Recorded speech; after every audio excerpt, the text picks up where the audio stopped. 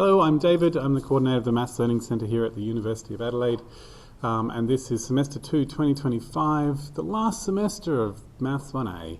And I'm doing a Maths 1A revision seminar. So hello to those watching online. I've said hello to all of you already, so yeah, hello. And I'm going to put my document camera on, and I'm going to put the chat on. So one of your jobs, people who are in the room, is to tell me if I've missed something that's in the chat. So if something appears here and I haven't responded to it, please let me know. That is something that I'm hoping that at least one of you will notice if I haven't. And the other thing is that everyone, online or face-to-face, this is your seminar, so please ask me questions. Generally wait till I finish a sentence, unless I make an arithmetic mistake, like doing an extra minus or not enough minuses or something like that. Then interrupt me and tell me immediately if I have made an arithmetic mistake. We don't want to wait 2 pages and find that I'm supposed to did 1 + 1 = 1 3 pages ago. So please tell me immediately if I make a mistake like that. Otherwise, feel free to wait to the end of the sentence and ask me your question. If I haven't noticed a hand up, just call out. And I will try to stop every 5 minutes or so, so that you don't have to interrupt me. Okay. I thought I would just talk about this rocket. So, God willing, it won't exist in the new version of Maths 1A, but here we are this year.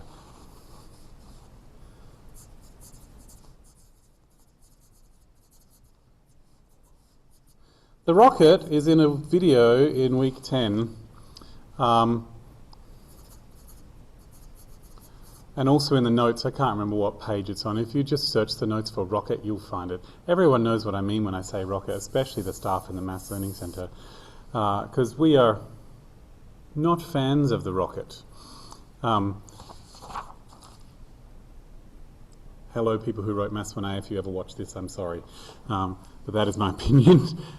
So that problem sets up a whole lot of calculus, and it has the acceleration as a formula involving the time.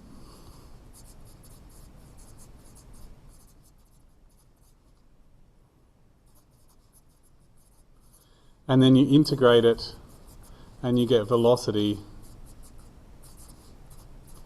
as a formula versus time. And then you integrate again and you get position versus time. And so the first thing I want to say, this is a classic physics thing. So while you may not get a question as deeply like the rocket problem as the rocket problem is, it's not impossible to be given a situation where you have to integrate acceleration to get velocity or integrate velocity to get position. That's classic application of integration, is to use it for physics like that.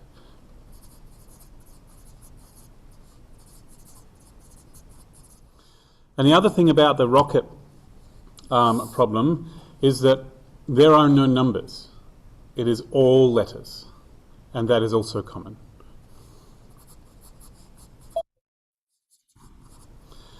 And the thing about something that's all letters is that you have to know which of those letters are constants and which of those letters are variables that change with time.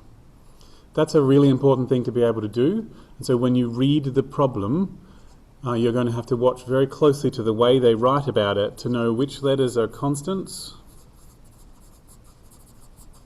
So constants that you don't happen to know, and which ones are variables, which in general are functions of time. This goes for related rates problem as well. Related rates problems often have multiple letters in them. And in a related rates problem, in general, you need to give things letters if they are variables.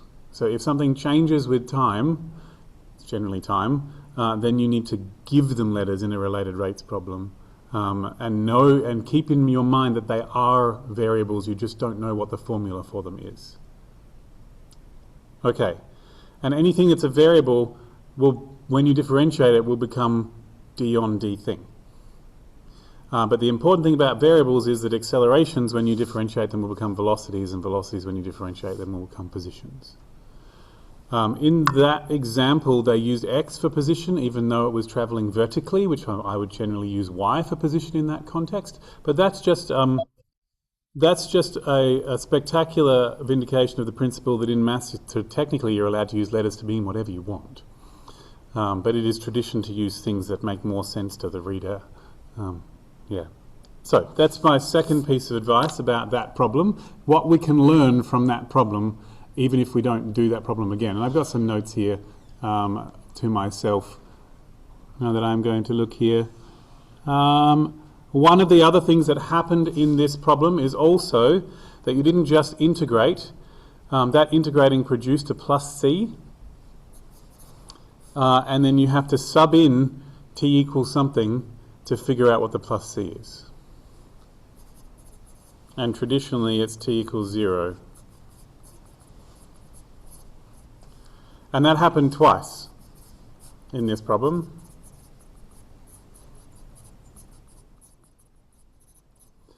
So if you're going to do like an applied problem like this, a physics problem, this is how it's generally going to go. And then at some point you'll have to use the formulas that you create, because they'll tell you some of some of the numbers are. But they often will not tell you what any of the letters stand for until after you've done all of this calculus. So that's what happened in this problem when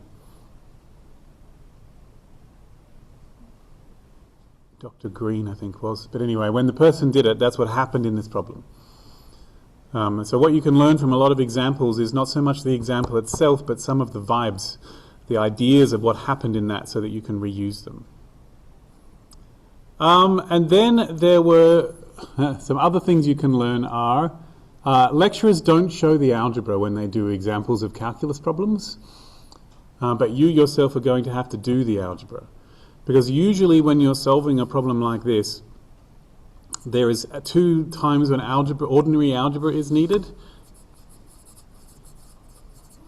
So there's algebra for simplifying expressions.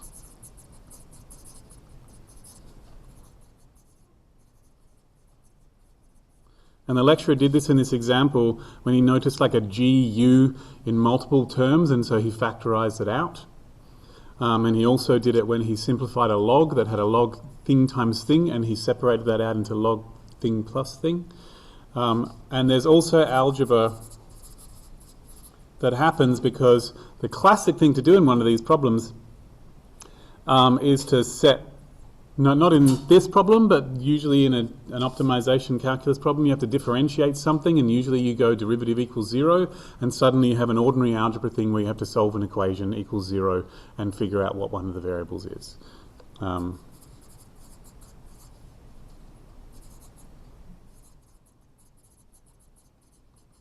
Something like derivative equals 0.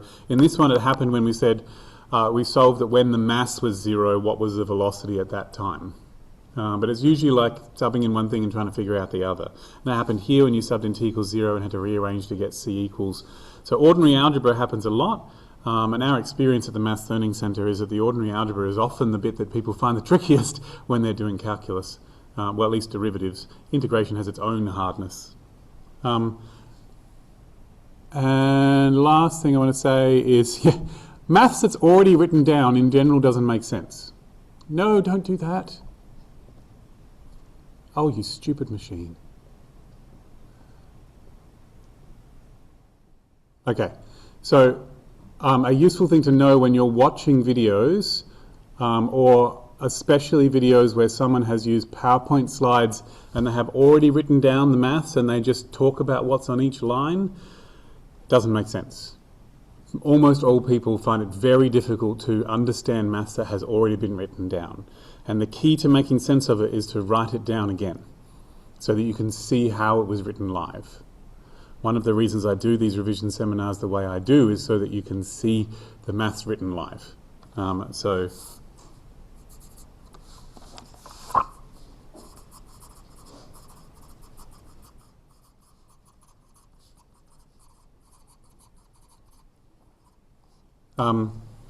Yeah, and notice that the lecturer will in general not show any of the algebra, and it made it confusing. So when you yourself do problems on paper for people, say in an exam, to read, you should show all the steps that you used, because you know that when people don't show their steps, it's confusing, and you do not want to confuse your exam marker. So that's just something else I'd like to say. And when I say all the working, it means any working that took you more than a couple of seconds to think of, you should probably write down. Yeah, there's no hard and fast rules for that, but I just wanted to say that.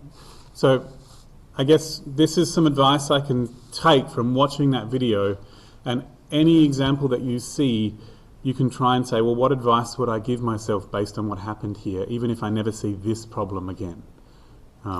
So I just wanted to do that. I hope that's helpful. Thoughts? Questions? Has the rocket equation ever come up in an exam? No one has ever told us that the rocket equation has come in an exam. We don't get to see the exam at the Maths Learning Centre, but people come to the Maths Learning Centre afterwards to lick their wounds, and no one has told us that the rocket has come up. Plus, it has already come up in one of the Mobiuses, and that's plenty of assessment for that problem, so they're not going to do it again. Is my instinct. Yeah. But there have been problems of this type in exams before. Yeah. And it's not always acceleration. It might be like something's already a rate of change and you have to integrate it to get the thing. Yeah. But acceleration is a nice one because you have to integrate it twice to get the original thing that it's about. So, yeah. Okay. I have done my duty on that problem. I wish I'd done it years ago because I could have directed people to this, but anyway. Okay.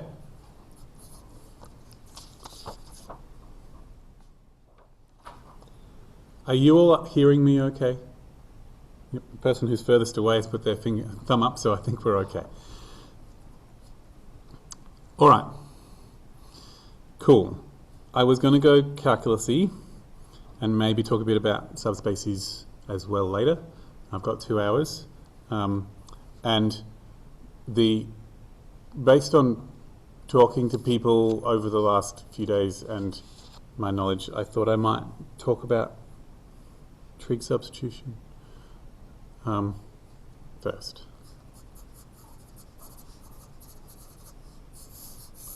And the question I am always asked is, how do you decide which trig substitution to do, and how do you decide whether to do a trig substitution? So I will say it's very common in exams for them not to tell you which integration technique to use. That's much more common in assignments for them to tell you which one to use, but it's more common in exams for them to not tell you which technique to use. And you're just going to have to do it by whatever method you think is best. So that means you have to know when to do a trig substitution. So common questions that I get asked.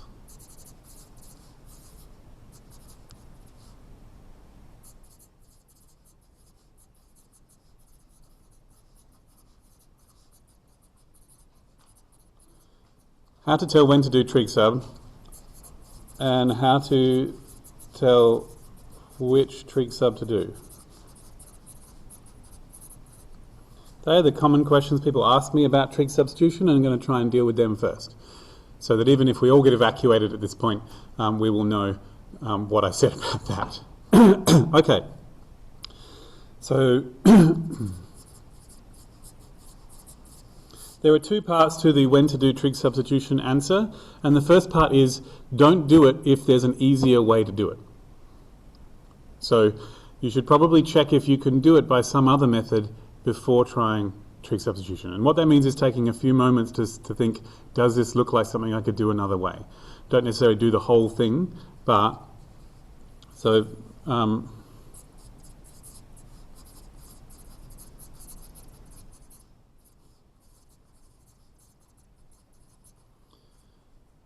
so try something else first in your mind before you and just so you know what the things there are to choose from are, other techniques to choose from are just do it because it's something that is the standard thing that you've seen before. Like 1 over x squared plus 1. You do not need to use trig substitution. You just go, aha, that's arctan when you integrate it. There should be a list of things like that that you just know how to do. E.g. the integral of 1 over x squared plus 1 dx is arctan x plus c. That sort of thing. And yeah, also in the category of just do it are you would know what to do if it was just an x, but it's not just an x and it's a constant times x, then just do it and divide by the constant. Which is technically substitution, but it happens, there's a word for it and I can never, this is the reverse chain rule, but just to know that. So for example, the integral of 1 over 2x plus 1, for example, that's x to the minus a half.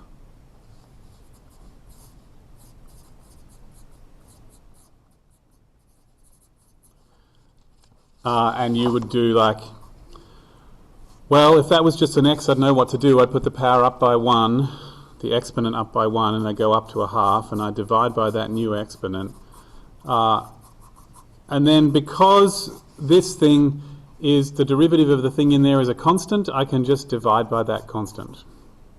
I'm just going to make it a 3 so it's obvious that it's not related to that half that we just did, just for the purpose of reading it. That kind of divide by the constant derivative of the inside is a thing you're allowed to do without even mentioning what you did. It's technically the substitution, but you're allowed to just do it. So the reason I've chosen these is that these are things that are the shape that you would normally expect to see in a trig substitution, but you end up just doing it.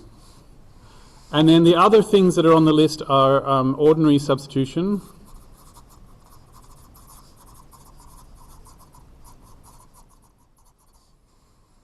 and by parts. If you can see how to do it by those methods, it will be shorter than trig substitution, and that's what you should do. That's my first piece of advice. If you see an integral and you're trying to decide if you should do a trig substitution, just imagine if you can do it another way. Don't take too long, but just think, I wonder if this is something I could do a different way. Is it something I've seen before the exact answer of, or is it something where I can just straight up divide by the constant derivative? And ordinary substitution, will that work? And by parts. And just so you know, ordinary substitution is useful when the derivative of the inside is already there. So I'm just going to do a quick example of that.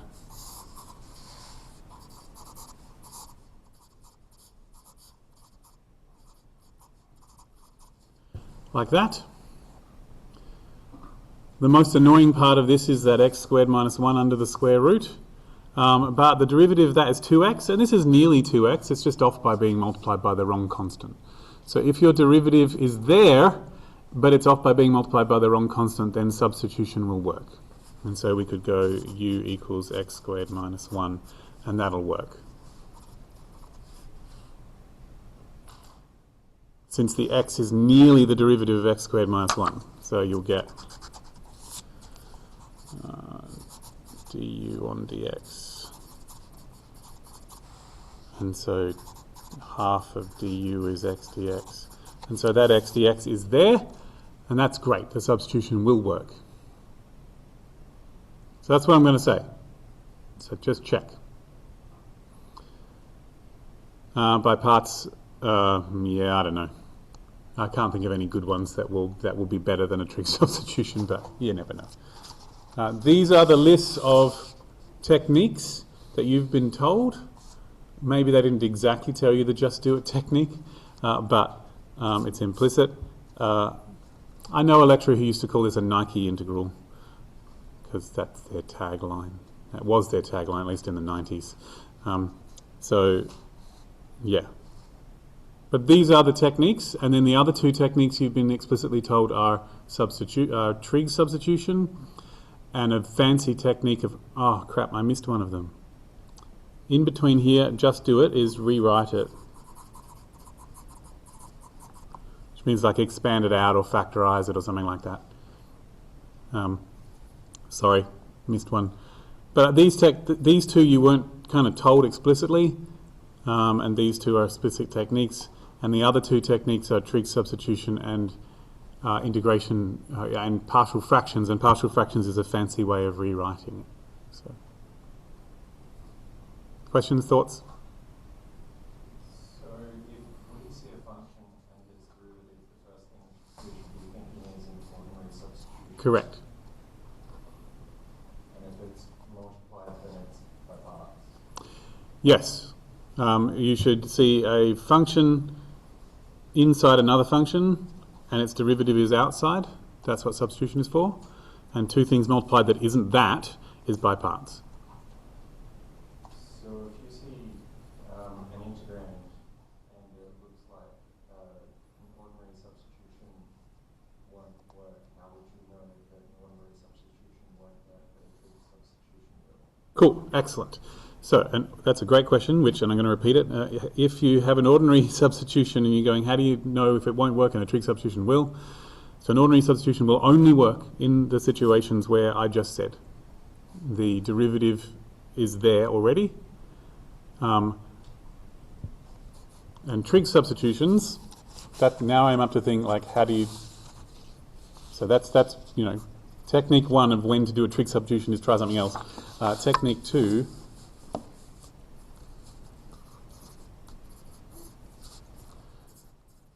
is that trig substitutions are specially designed for things that involve something you would see in Pythagoras' theorem. So it would be the square root of something squared plus or minus something squared, where one of these is a number and one of these is a variable.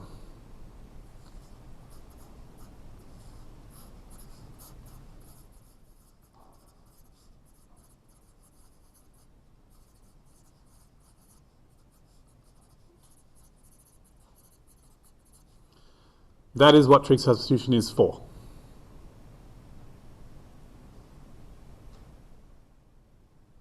And it's especially good if the power of the variable that is on the outside is even. So it may be that elsewhere in the expression there will also be a variable, and if that power of that is even, then a trig substitution will be kind of nice. So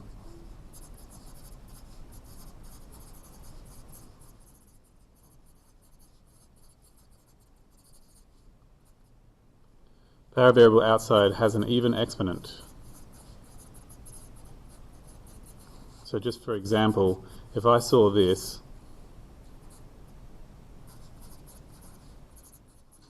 I would probably do a trig substitution. Because the power of x on the outside, if there was a single x outside, ordinary substitution would be great, because that's nearly the derivative of the inside. But the fact that the power on the outside is 0, the exponent 0, means that that's a trig substitution. But something like this as well, like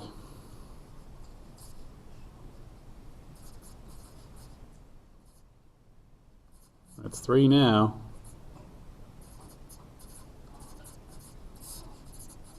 Something like this. I can see the square root there in this half power. That includes a square root. And the power of x on the outside has an even exponent, it's an x squared. Trig substitution will work well for that. But if that was an x cubed, ordinary substitution will be fine. It's amazing. Yeah.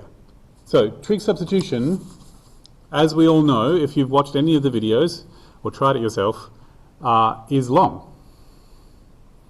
It has 3 pieces and each of them is long. But it makes an integral possible to do by hand, like to find an answer. So technically possible is shorter than impossible. Yeah. Possible is easier than impossible, I suppose. To be fair, if something's impossible and you know it's impossible, you just say, not possible, I choose not to do it. But if someone gave you an integral in an exam, then it must be possible. So, yeah. So they're my 2 things of how to decide when to do one. I hope that's helpful. And, yep. I mean, see this thing here? That's an even number. If that had been a 3, then trig substitution wouldn't help. Just No, not that one. That one. Do you care at all about the ratio between those powers on the top and the bottom, or Nope. inside or outside? No, well, the inside one has to be squared. See, that's the only one. There are double bluffs that people play, where they put a 4 here and then that's both a substitution and a trig substitution. Yay for us, but we're not going to go there today. But, feel free to ask me about it one day if you're interested. Okay. So then the next question is,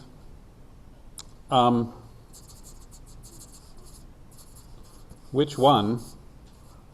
And I have to tell you, some people have a neat little list that tells them which one.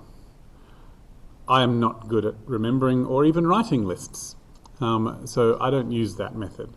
So and I couldn't tell you off the top of my head what that list is, but I can still do it anyway. And my advice for people who have trouble, like I do, of matching up things in lists to things that they see, is to let your working tell you which one.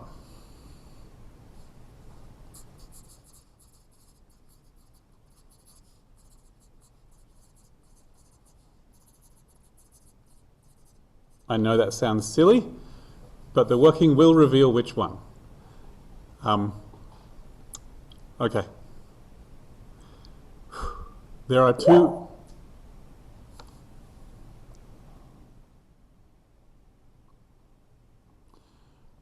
I've been asked a question, I'm just going to answer it now. Are we getting separate paper to write down our answers and show our workings, or is there space provided in the question paper for each question?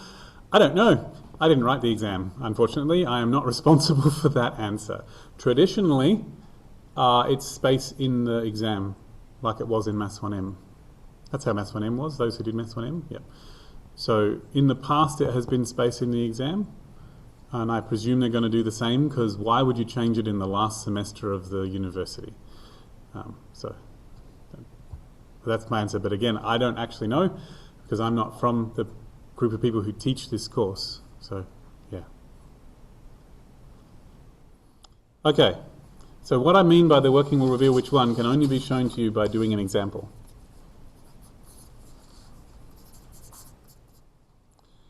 I'm notorious for picking examples that become hard in the middle part, but I will do my best. And I'm really afraid of that one that I wrote down being really, really hard, so I won't do that one, but I will do this one, in the hope that it's not horrible.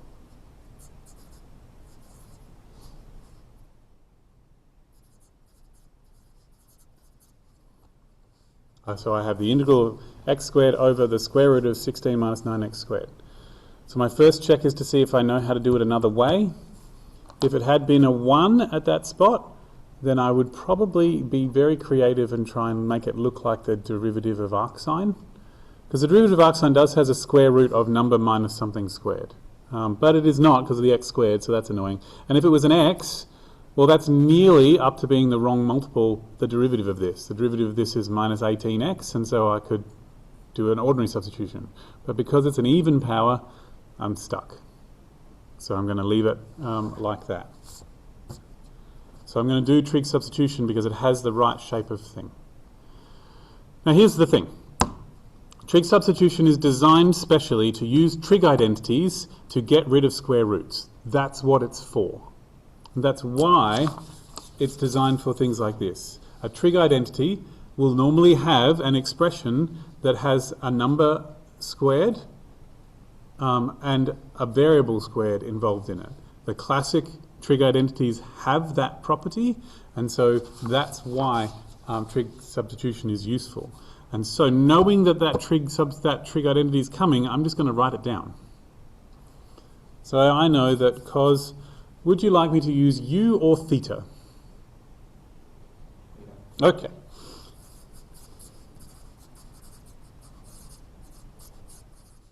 I have left a gap because I'm going to fill in that bit later after I've made my decision. This is the fundamental trig identity. It is the one that I know without having to think about. And now I will have a look at this. This is variable squared plus variable squared equals number. What I need is number minus variable squared. And I can do that by doing this.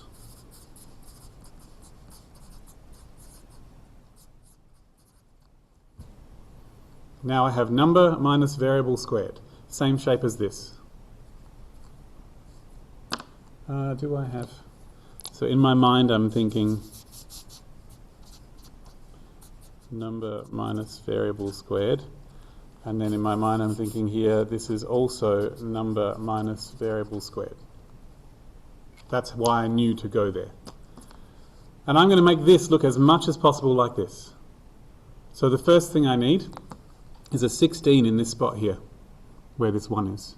So I'm going to multiply both parts by 16.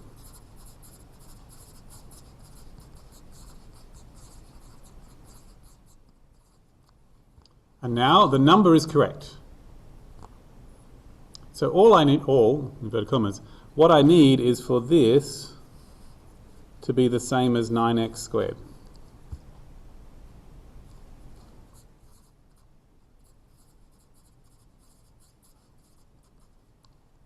That's what I need.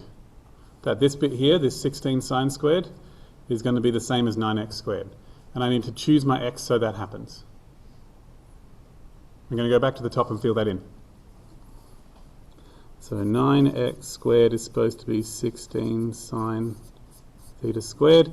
So if I square root both sides, I've got 3x is the same as 4 sine theta, and that means that x is going to be 4/3 of sine theta. That is where I'm going to start with my substitution.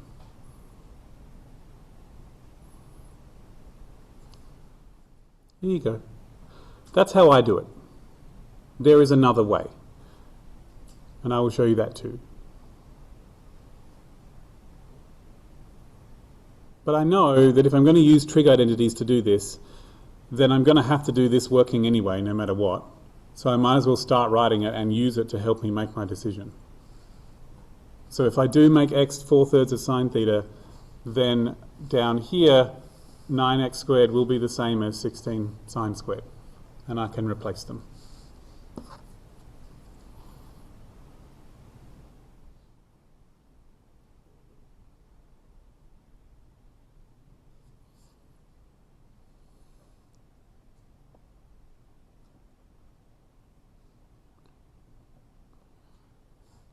And now, if I square root both parts, 4 cos theta is now the square root of 16 minus 9x squared. Officially, if I do the square root of something, there's supposed to be a plus or minus, but in order for x to be... but I'm going to just choose the domain of this sine theta to be from minus pi on 2 to plus pi on 2. That will cover all of the answers that sine theta can possibly give. And coincidentally, from minus pi on 2 to plus pi on 2, it's telling me the drop-in center is about to open, from minus pi on 2 to plus pi on 2, cos theta is positive. Yay, it all works out fine.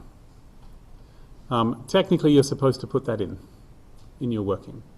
You're supposed to say theta is between minus pi on 2 and plus pi on 2. What happens if you don't do that?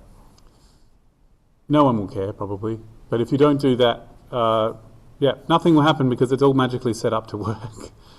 But yeah, technically, if you don't choose a theta, when you say that, when you say this point, then there's not a specific theta that will make it come out to the x you're thinking of, because there's lots of thetas that will come out to the same answer for x. So, yeah. So is that the domain you would use if it was cos? If it was cos, you would use the domain of arc cos, so from 0 to pi. So you always use the domain of arc, whatever it was. Yeah. But you have to choose a range that will cover all the answers for the function that you're thinking of. So sine, all of the different answers for sine are covered by minus pi on 2 to plus pi on 2. But all the answers, but that doesn't cover all the different answers for cos. That covers the positive answers twice. And so you have to choose something that covers all of the answers. So from 0 to pi will do it. Yes, it's the range of arc sine, like it's the domain of sine, but it's the range of arc sine. Yeah, And it has turned out very neatly, probably because we'd meant it to, that the range of arc sine is the place where cos is positive, and the range of arc cos is the place where sine is positive. Yeah. And the range of arc tan is the place where sec is positive. So it's all very pleasant. Yeah. And that's why you don't have to put a plus or minus here, because cos theta is positive in that domain. Okay. Sweet. And so now we have finally, now this is shorter, right? I spoke a lot. In an exam, you could get through this very quickly. I spoke a lot to tell you my reasoning. But this part of the integral now is good. I now can replace that with something involving theta. That's just here. Okay. So now everything else in this integral has to be replaced with something involving theta. We can replace the x squared already. That's 16 on 9 sine squared, so we can get that from here. And we can also replace the dx by differentiating this. So I'm going to do a bit of an also. X squared is 16 on 9 sine theta squared. We can get that from here. And also, dx on d theta is 4/3 of cos theta, because x was 4/3 of sine theta, and so I differentiate that to get 4/3 of cos theta.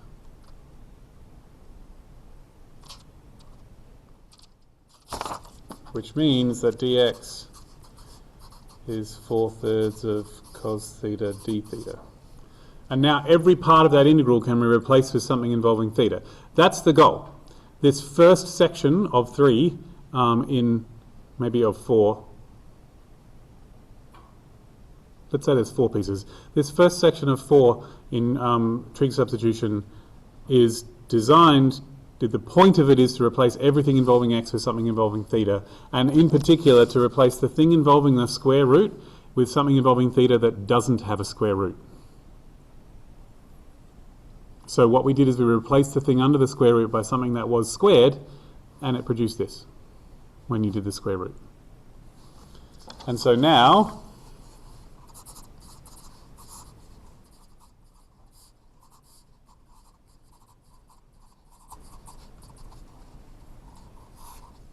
the x squared was 16 on 9 sine theta squared.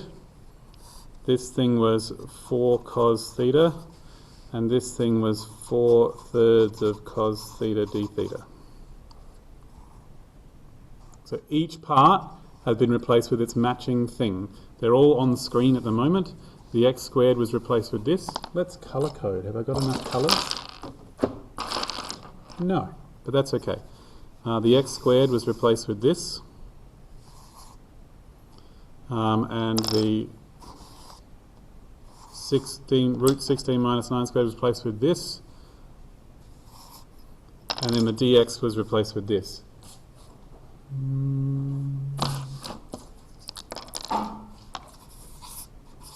So every piece can be replaced with something involving theta.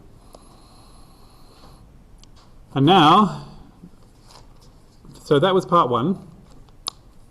Part 2 is to actually do the integral.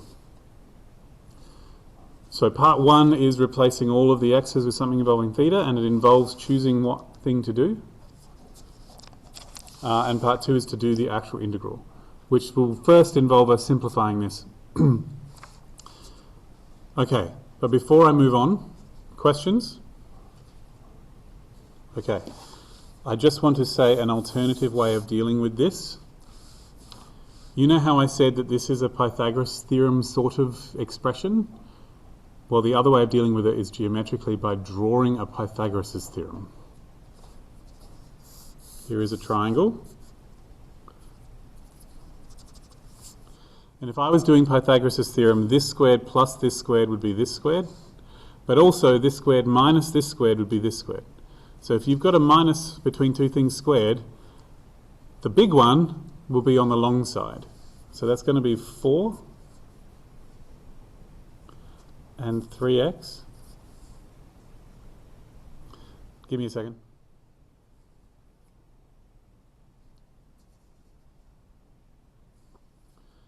And root 16 minus 9x squared. That's what that will look like. That is the Pythagoras' theorem version of this statement. So you have to imagine a triangle that will have this expression on one of the sides.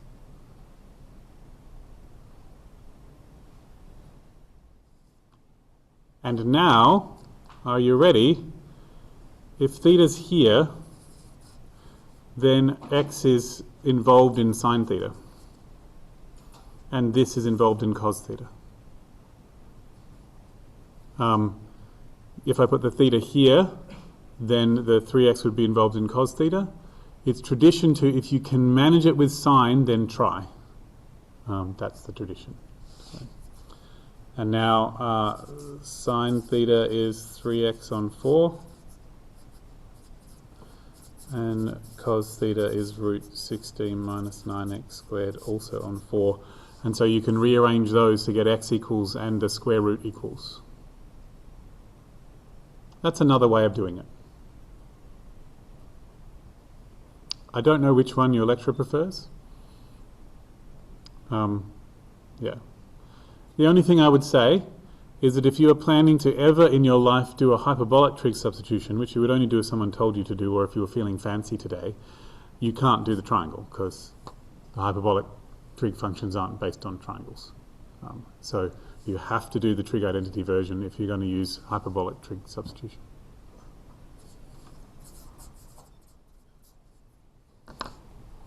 I will say that this is not the whole of it. You still have to do the dx on d theta part as well if you're doing this version.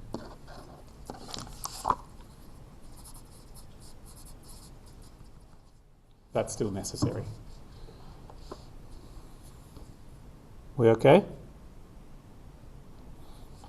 All right. I like this one better, but that's fine.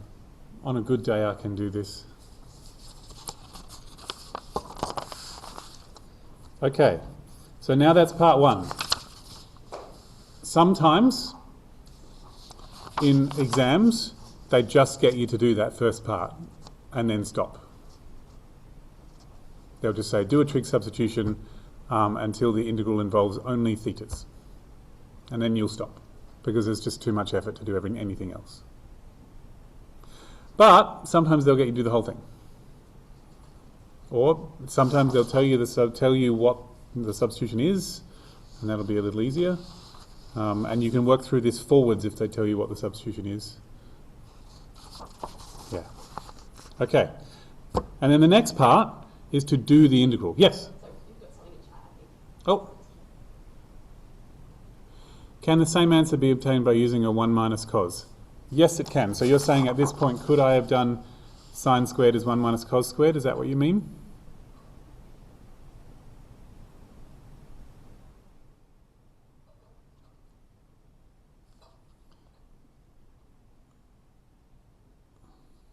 Cool. Yes, it could have worked. It would have worked fine. The only difference would have been that when you did this derivative, there would have been a minus, like the sine, you would have got a sine theta at this point. Oh, crap. No. Yeah, that's right. You would have gotten a minus sine theta at this point. And that would have meant that you ended up with a minus in this answer, and most people are uncomfortable with minuses floating around. They weren't necessary. So that's the only reason you do a sine, to avoid that minus. But in general, it will work if you do a cos.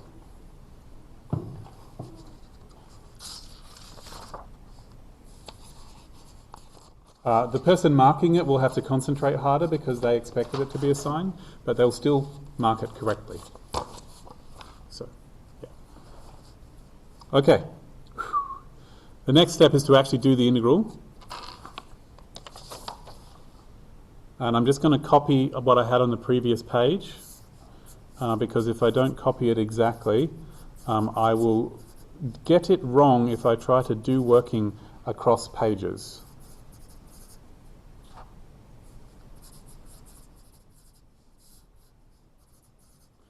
Okay, so that's where I was. Just going to check one more time that it's the same. Yes, okay. And then these cos thetas are going to cancel. That's pleasant.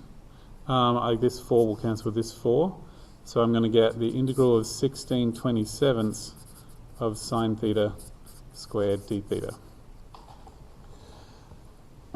So here I am. I've done a substitution, and I've gotten to the point that I have to do this integral.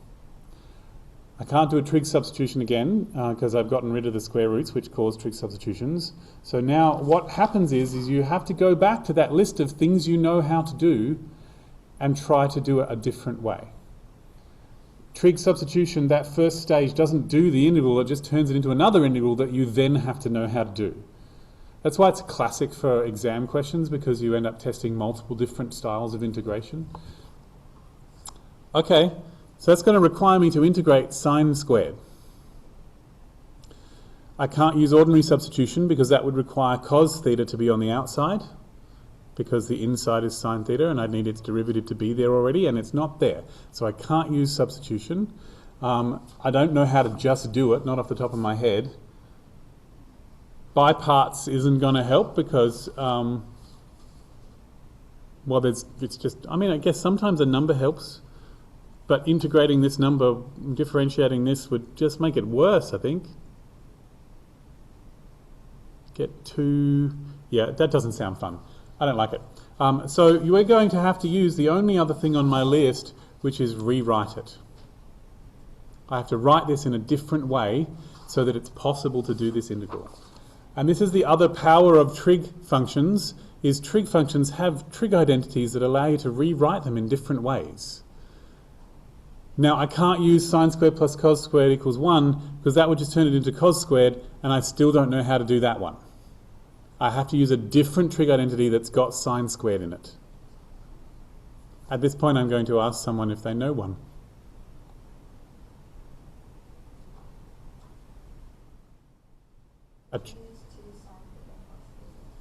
Sorry? So 2 sine theta cos theta. That's sine of 2 theta.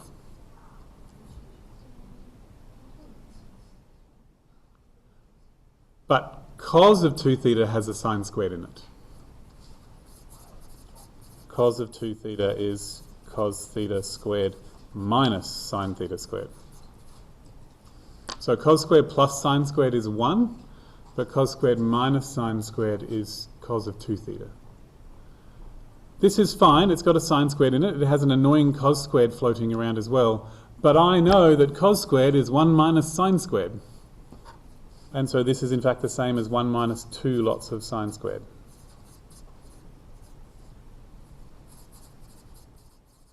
Some people are capable of remembering this formula directly without going through this formula.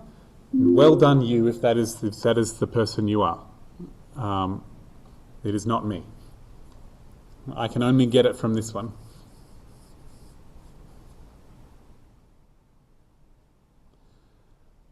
Okay, so I do have a sine squared. If I can rearrange this to get sine squared equals, I'll be good. So I can have 2 of them on this side.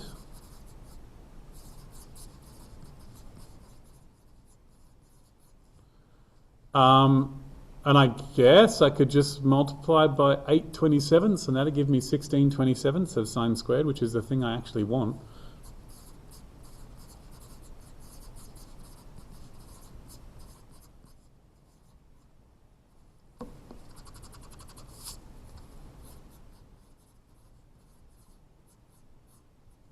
Sweet!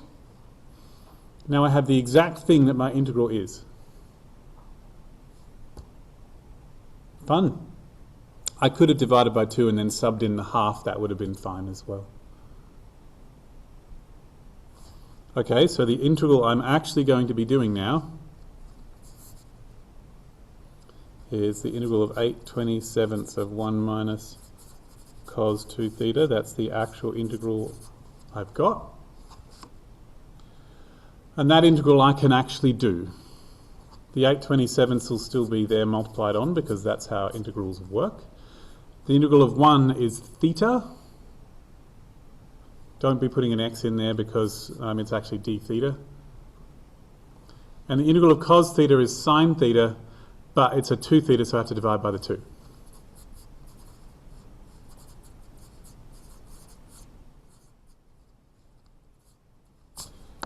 So what I did is 2 techniques there. I rewrote it using a trig identity. I didn't actually use this one, but I just wrote it down because I just wanted to make sure that I knew what you were thinking of. I rewrote it using a trig identity, and then I used that just do it technique of dividing by the constant derivative of the inside.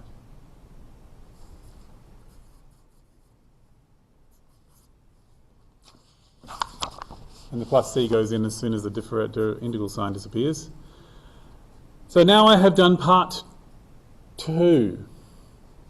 Part 2 is actually doing the integral. And the reason why trig substitution is so long is that the first part, where you have to put all the thetas in, that's long. And then the second part, where you have to do the integral, that's long. Yeah. And the third part is coming.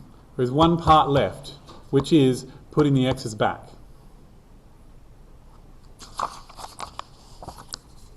So to put the x's back, I now need to figure out what everything is in terms of x. Yep?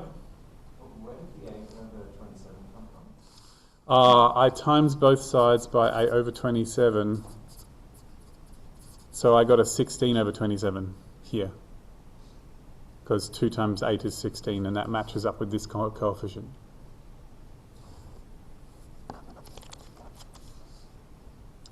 The people in your exam are probably going to be much friendlier and not have a horrifying fraction here. And it'll be more like 16, and then you go, well, if I times that by 8, then it'll be a 16. That's, yeah. Did you take that out before and then just figure out what sine squared theta? Oh, absolutely. Yeah. You could totally divide by 2 here and then sub it in. Yeah. Everybody does it their own way, and that's fine. So yeah, you could totally have done a half minus a half of cos 2 theta and then sub that in there. And that would have been fine. Would have all worked out the same.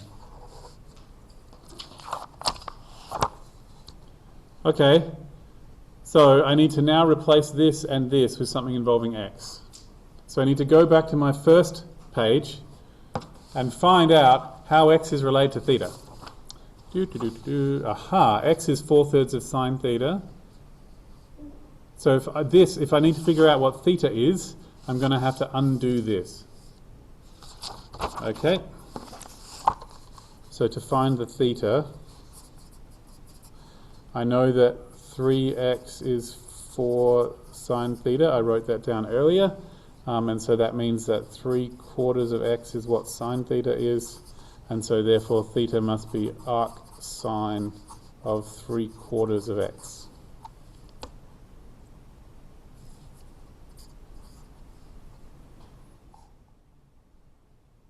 Or if you went back to this one, you could just straight up go arc sine equals 3/4 of x there. This is only necessary to do if you have a floating theta that's not inside a trig function. All right, and I also need to find sine of 2 theta. Well, half of sine of 2 theta if I'm lucky.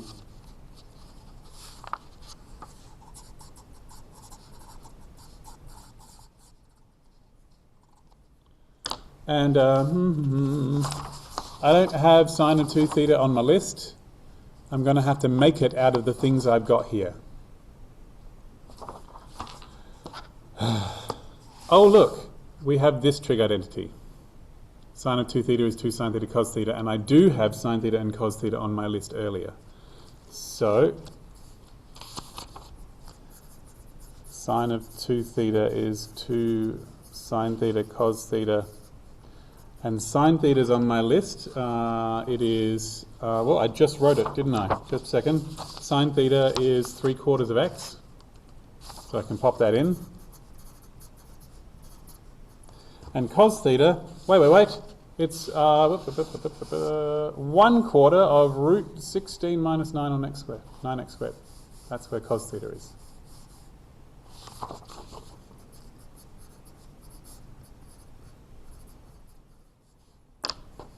And if you want to use this version, they're already written down for you. Do you think Thank you, sorry. So I got cos theta from here, and I wrote that in here, and I got sine theta from the thing that I just wrote. So anything that you've written earlier can be used as inspiration to figure out what the coses and sines are, or whatever they become. If I needed a tan, I would do that as sine theta divided by cos theta. And so what do we get? 3/8.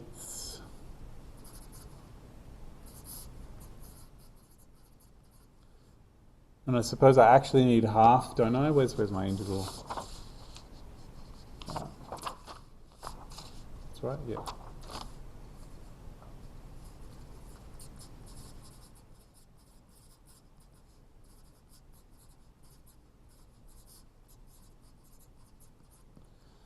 So finally,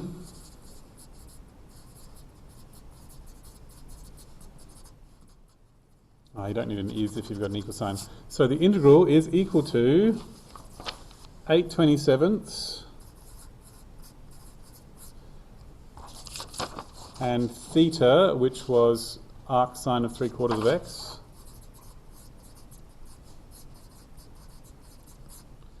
and minus a half of sine theta, which was 3/16 of x root 16 minus 9x squared, plus c. Yay, all done. If I was concentrating, I could probably expand this out, but I don't want to. It is a perfectly correct answer at this stage. Yep, unless I specifically ask for it, just stop. At the moment where you have the answer as an integral in terms of the original variable, stop. Like, unless it makes you feel uncomfortable to not expand, then, you know, do what you need to feel better. So, yeah.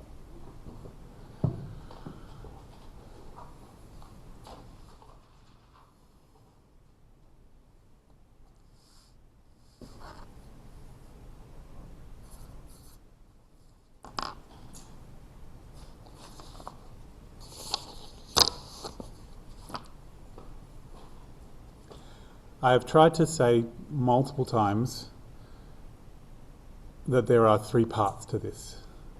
It's very useful in my mind to know that there are three parts, so that if you don't see all of this as one giant problem, if you know there's three parts, you can feel like you're getting somewhere. And also you can do one part of it and go, do you know what, I've done part of it. And each part of it will be worth a part of the marks. So getting to the end of each of those parts, the part where you've turned the integral into something involving theta, the part where you've integrated that, and the part where you put the x's back, will be worth marks of its own. So if you do a whole trig substitution, it's useful to know. The other thing is that it's very common for lecturers in exams to do parts of problems for you, so that you're left with the other parts to do. So it's very useful if you have it in your mind that there are three parts, you can go, do you know what, they've done part one for me. So it's easier for you to keep track of the part you actually have to do. Yeah. So last piece of advice is knowing what happens in this third part where you put the x's back, and it required me to have written down what sine theta and what cos theta were earlier. Don't forget to write those things down in that first part so that you can use them later. Because some people will launch into it and go, oh yeah, that's cos theta, and try and do stuff in their heads, but then when they get to that last part, they won't be able to use it. So, yeah. Cool. Questions?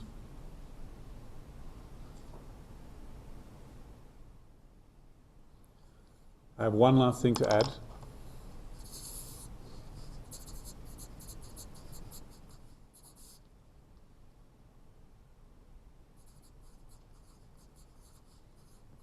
What if that root was somewhere in the expression? It's still a minus, so if you're going to do triangle version, you will still have that on one of the shorter sides. Doesn't really matter where it is. And that makes a 3x on the hypotenuse because that goes with, damn it, that goes with this one. And it puts a 4 on this short side in terms of the Pythagoras' theorem.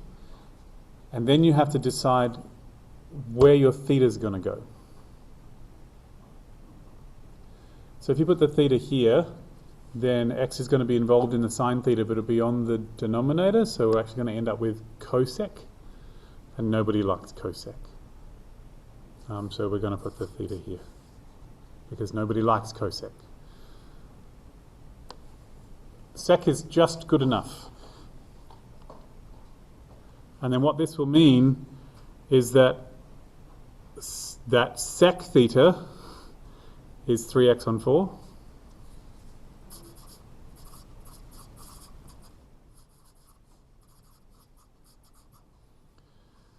And tan theta is 9x.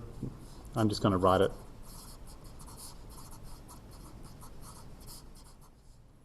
Yeah.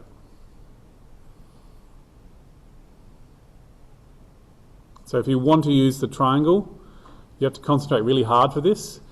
This is why I don't use a triangle. Or you can use your trig identities.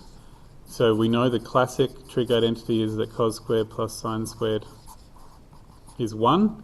If I rearrange that, I'm going to have number minus variable, and that's not what this is. This is variable minus number. So I need to find an equation that will allow me to get there, and the only other classic trig identity I know comes from this one by dividing by cos squared.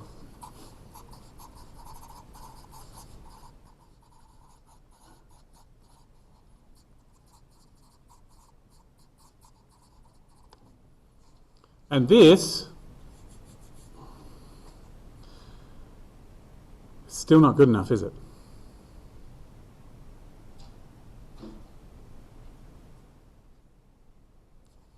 Yes, it's fine, because I need variable minus number, so that's fine. Tan theta squared is sec theta squared minus 1. That's the correct shape now. And now I'd multiply by 16 to get this into the correct format.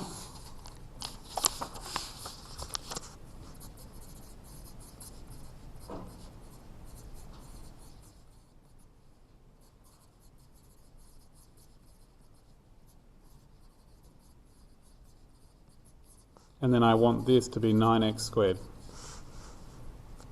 And so earlier in my working, I will now say that 9x squared is 16 sec theta squared, so that 3x is 4 sec theta, so that x is 3/4 of sec theta.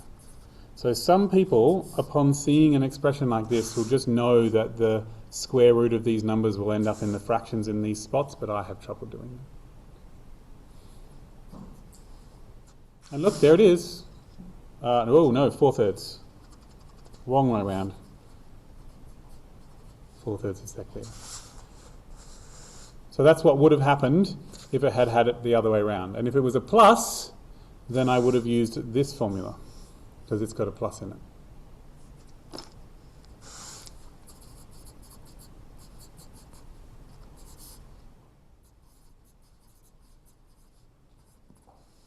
Then I would have done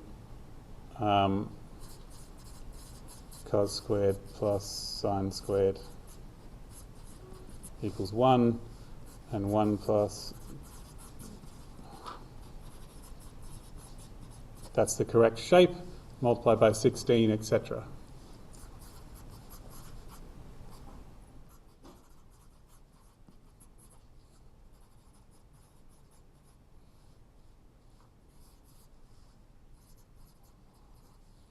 And the triangle would have looked like this.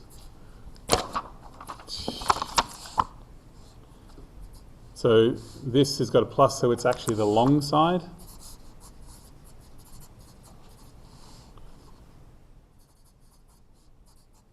Something like that. And if I put the theta here, then the x will end up being in part of cot, so I want to put it here so that it's part of tan. So.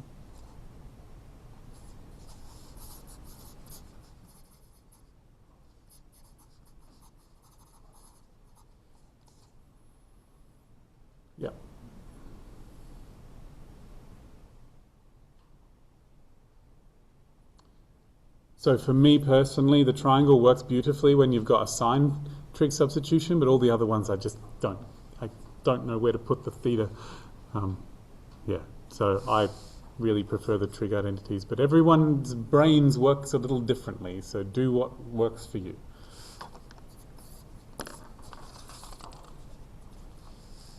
Okay.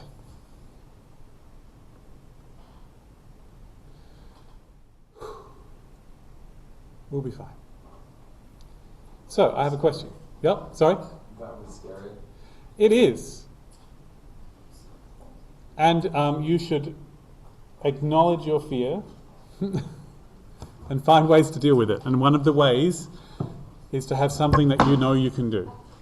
So for me, that's why I do it with the trig identities, because you know when you're solving an equation using algebra and you've got blah, blah, blah equals 0 and you blah, and every decision you make, you don't have to worry about where you're going. You say, oh, look, it's times by 3, I'll divide by 3. Oh, it's plus 4, I'll minus 4. All of those decisions you just made in the moment based on what you've got. That's why I do it the way I do it when I do these things. I go, do you know what? I know that if I write down cos squared plus sine squared equals 1, I will get there eventually. And so it makes it less scary because I've got something to hold on to. So, yeah. But who knows, they might not even put one in there. So it is tradition to put one in there. Because, even if it's just decide what to do. There was one exam famously in the past that just had a list of integrals and it was multiple choice, which technique would you use? So I don't think they'll do that again, but it has happened in the past. Okay. So here's my question. Are we going to do partial fractions or am I going to do subspaces? Rightio. I did a good partial fractions one, I think last year, so go have a look at it or just ask me in the Maths Learning Centre.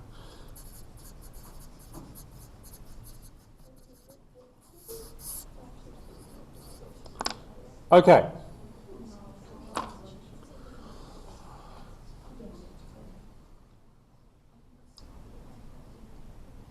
This will be...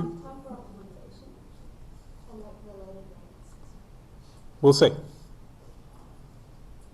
I may push... There's no clock. I may push myself over half an hour, but the next one starts at 11:30, so that's when I will have to definitely stop. Okay. I will do something subspaces, but I could do a bit of brainstorm. What's the issue?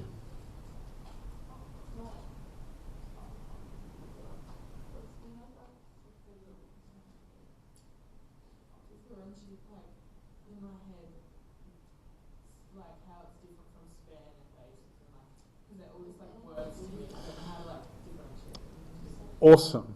That's a great way to describe the problem. I'm so thankful. That is exactly the problem, a problem. So you've learned a whole lot of words all at once, and it's a little bit like me and my twin brother when they say, this is Paul and David, and they don't say which one is which, and you have trouble knowing. Even though you can tell us apart by our faces, you just don't know which name goes with which person. That sort of problem? Yeah. Okay. And you've said that there's the 3 rules for subspaces, but then what am I supposed to do with that when I get a new problem?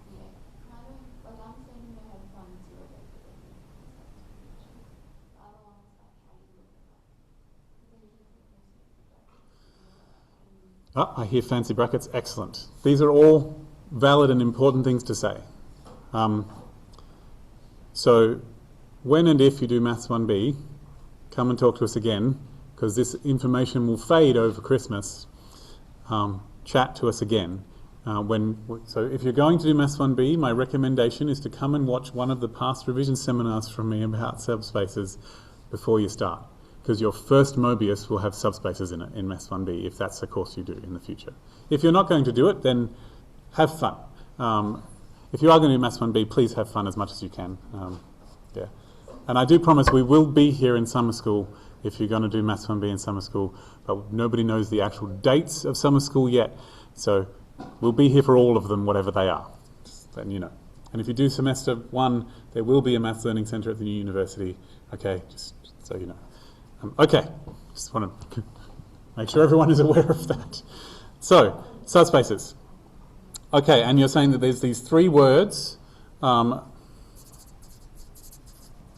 span and subspace and basis, and there's various symbols, mainly those symbols, and they just kind of get in the way, and you're not sure which one goes where, and all of those things. Okay.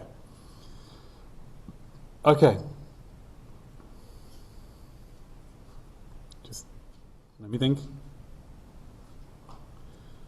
Right. So, span is the name of an action, and it's also the result of that action. Subspace is the name of an object, like it's the name of a set, and a basis is a piece of information about a subspace. They are the three things.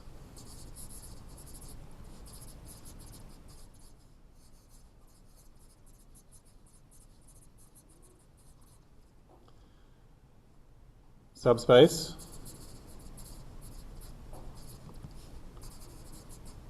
is a special kind of set of vectors. And a basis, I'm going to put basis here. Sorry if that ruins your thing.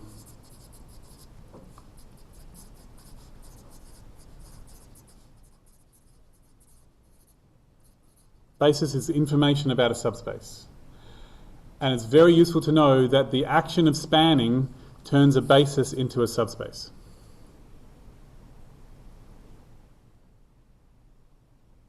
So a basis by itself is not a subspace. A basis is information about a subspace. So if someone says, what's the basis? They're saying, what is information about this subspace? And unfortunately, it takes noticing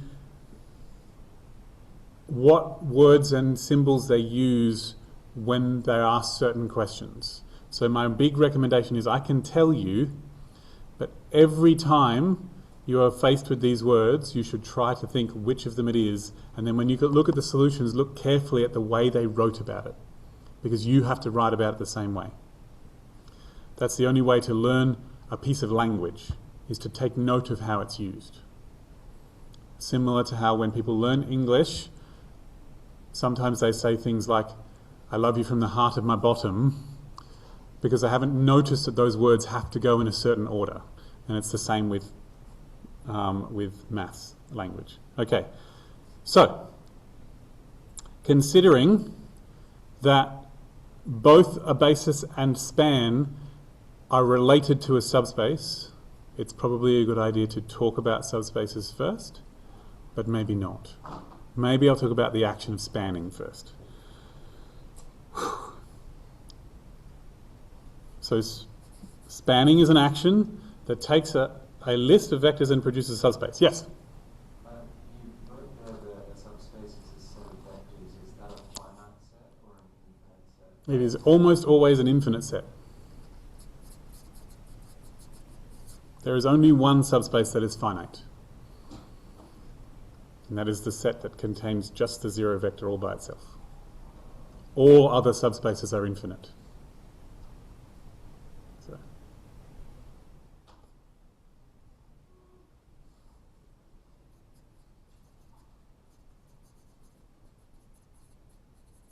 Just going to put a little star except zero.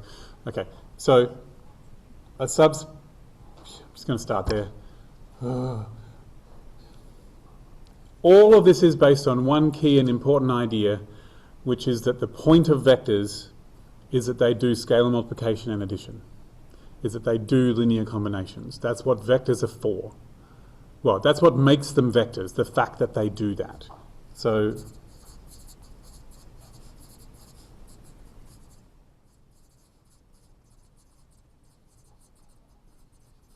vectors do linear combinations, and a linear combination is a combination of addition and scalar multiplication.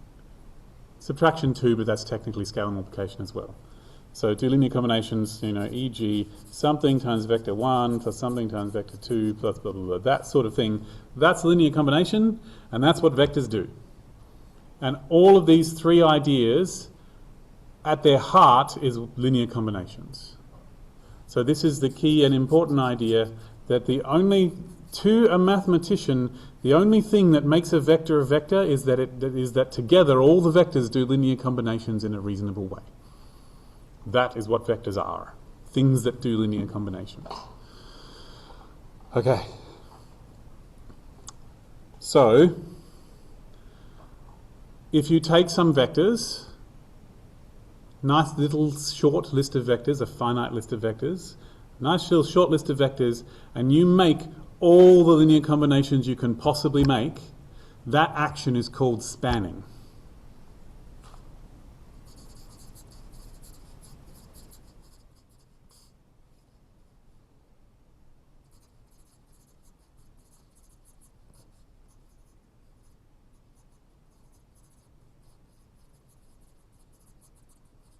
And when I say all the linear combinations, I mean using all the possible numbers that could go in the spots A and B. That's what making all the linear combinations is. And when you make all the linear combinations and you imagine all of those answers together all at once, that action is called spanning, and the object you make is called the span of those vectors. So this action is called span, and the thing here is called the span.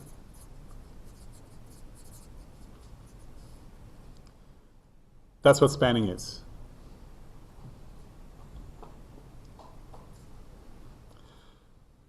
The list, that collection of all the possible answers from all the possible linear combinations, is usually infinite, right? Because there's infinitely many choices for what these numbers could possibly be. The vectors stay the same, but the numbers change. And that's why subspaces are infinite. And this, here's the thing, all subspaces are the span of something. They may not be written as if they are the span to begin with, but all subspaces are a span. And all spans are subspaces.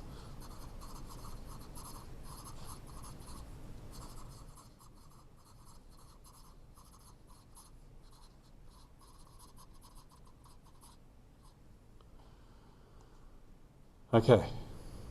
The point of a subspace is that it contains all the linear combinations of anything inside it. That's what a subspace is. And that's the same as what a span is. A span has all the linear combinations of the things that you began with, but a subspace has all the linear combinations of everything that you possibly make. But if you make linear combinations of linear combinations, it's just still linear combinations. So that's the idea of a subspace. So when we have that rule for subspaces that says, let me just stop. You can get a list of vectors, just as an example. What? Oh.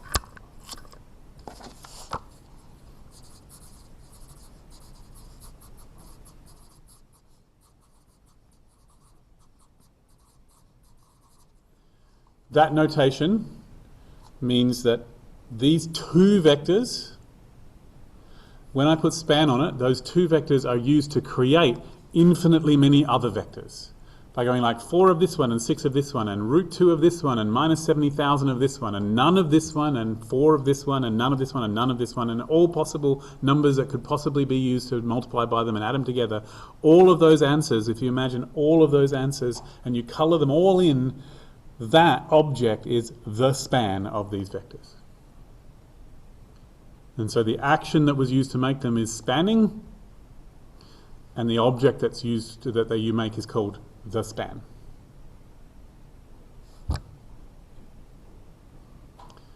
There are very few English words that do that, but that's what we've got. That where the name of the object is the same as the name of the process that produces the object. There you go. You don't cake a cake, you bake a cake, but you span a span.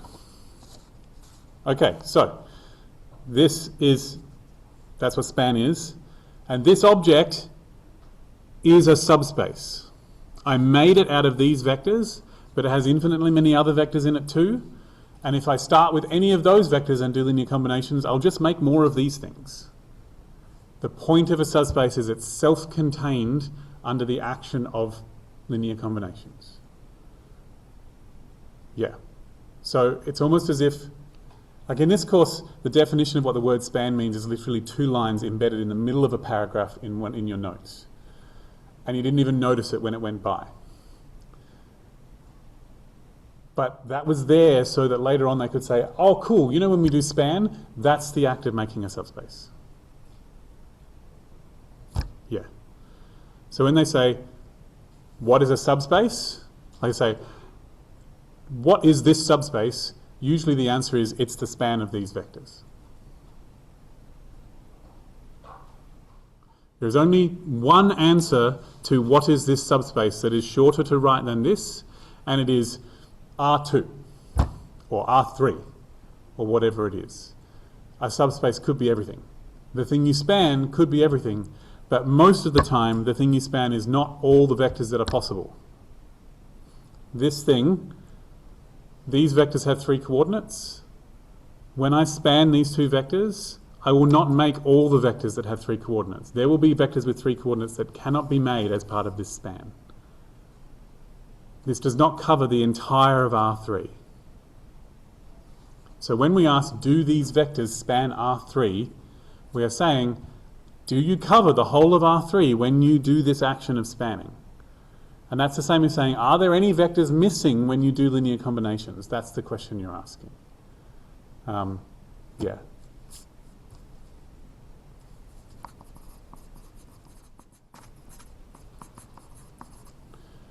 What this is a plane in R3. Okay, so subspace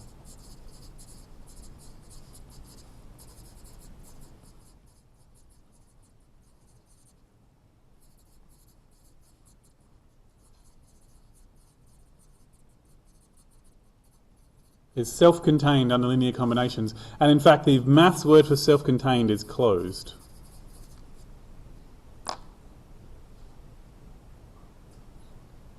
The concept is if something's closed, you can't get out because the door is closed. That's why it's called closed. So you can't get out of them by doing linear combinations. You can get into them, that's fine, but you can't get out by doing linear combinations. If you start inside the subspace and you do linear combinations, then what you get is still inside the subspace. And you know how I said inside? It's a set, it's a thing that you can be inside. It's a plane or a line, some sort of drawing that you can be in or not in. That's what a set is. A set is just any collection of things that has a rule for deciding whether you're in it or not. And a subspace, if you use the rule for deciding if you're in it and you start in it, do some calculations, you'll still be in it afterwards. That's the idea. I'm just repeating things in as many slightly different ways as I can in the hope that one of them will be words you can say to yourself to remind you what it means. Yeah. Okay, and there's the 3 rules. The 3 rules are, you know, that the 0 vector is in the set. It's closed under, so if you've got 2 vectors that are in it, then damn it, that's the second rule.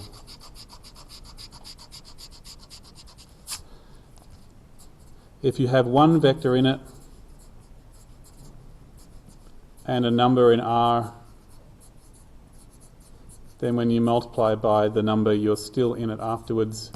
And the second rule is that if U and V are both in it, then when you add them, the answer is still in it afterwards.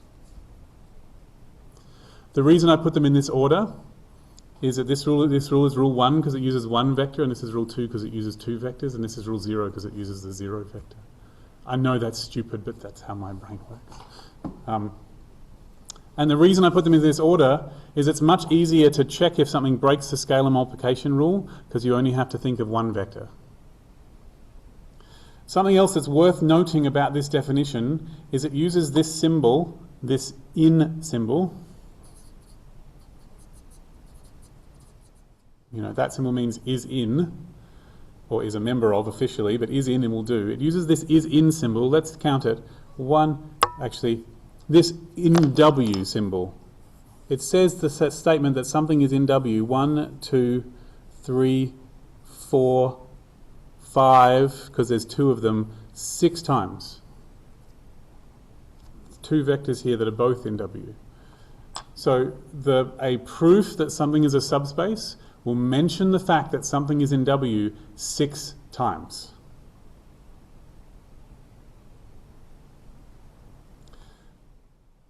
Three of them will be part of an if at the beginning, and you'll say, well, suppose these things are in W, and 3 of them will be that you declare that something's in W. But the important thing to note is every set, whether it's a subspace or not, has a rule for deciding if things are in it. And that rule for deciding things are in it will have to be used 6 times in a proof that something is a subspace. So every set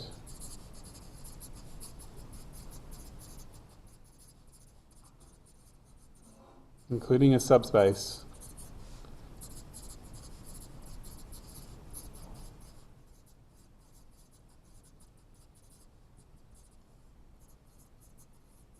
if vectors are in it. You have to use 6 times in a subspace proof.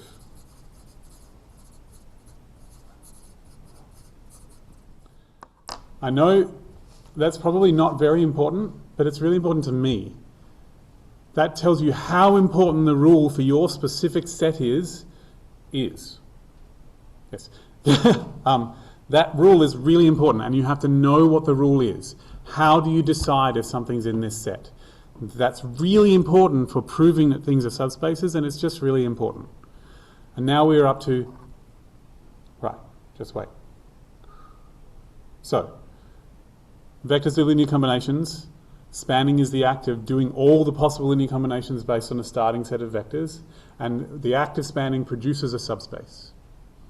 If you have a random set, you decide if it's a subspace by checking these rules, by checking if it's self-contained or closed under linear combinations. So I'm just going to one before I talk about basis. Okay. There are 3 ways to describe a set.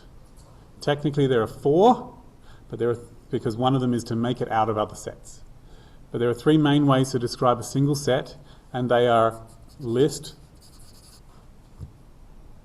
For example, if I didn't have the word span on this, that would just be a list of vectors.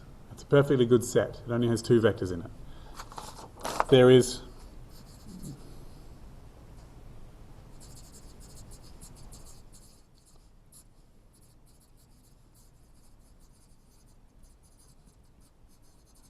what type of vectors are they, and a rule for being in. I'll give you examples of these in a second. And there are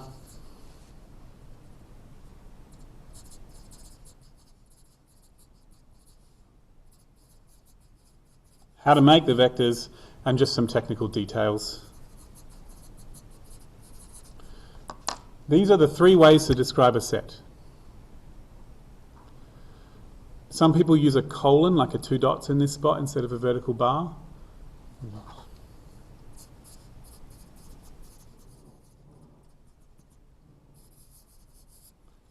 Some people use a colon in that spot, but most people use a vertical bar because it's easier to see where the line is. No pun intended. So these are the 3 ways. And the really important thing is about a set is that each of these has a different way of deciding if things are in the set. So I'm just going to need to give you examples for it to make sense.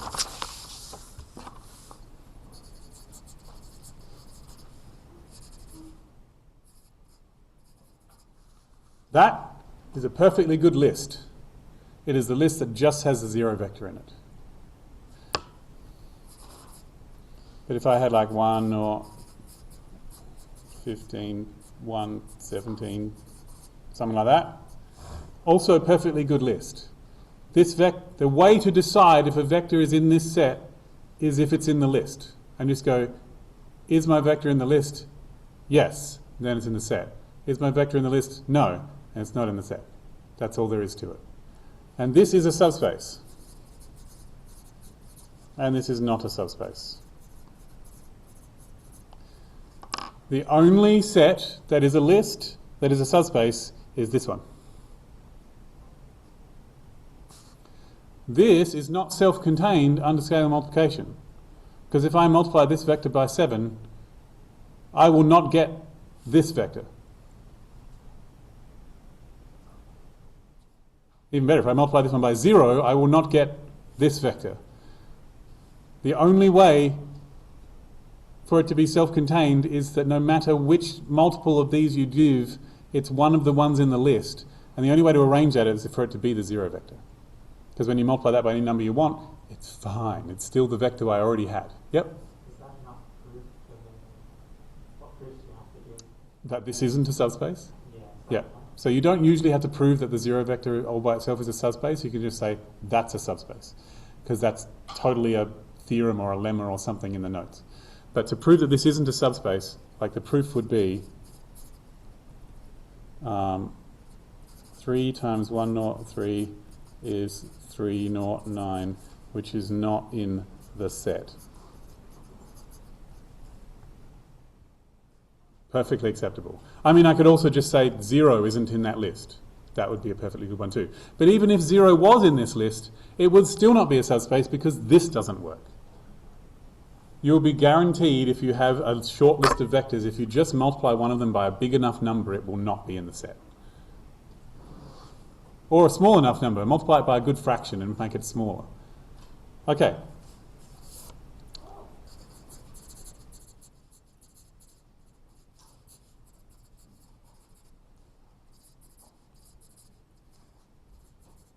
The classic example of this kind of set, it'll say like x, y, z in R3 such that x minus 3y plus z equals 0. Something like that. So the rule for deciding if something is in this set is that if you do this calculation with the coordinates, it comes out to 0. So if someone said, is the vector 4, 2, 5 in this set, you would sub it into this equation. If it came out to 0, then it would be in the set. And if it did not come out to 0, it would not be in the set. This is a very clear rule for making a decision if something is in this set. And this one is a subspace because this rule is a homogeneous linear equation.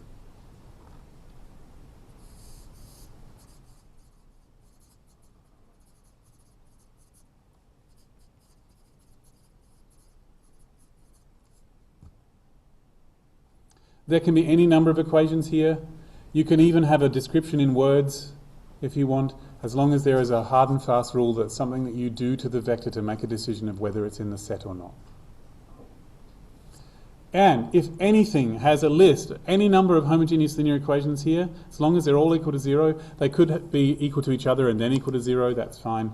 As long as they're all homogeneous, meaning that they don't have any things multiplied by each other, no squares, no square roots, and as long as they're all, it's linear, like as long as that homogeneous is equal to 0, linear is the thing I said, then it'll be definitely a subspace, guaranteed, and you do not have to give any other reason than it's defined by homogeneous linear equations.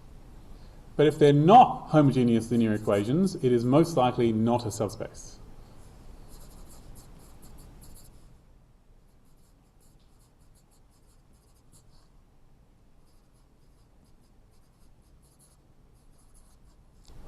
That's a perfectly good equation.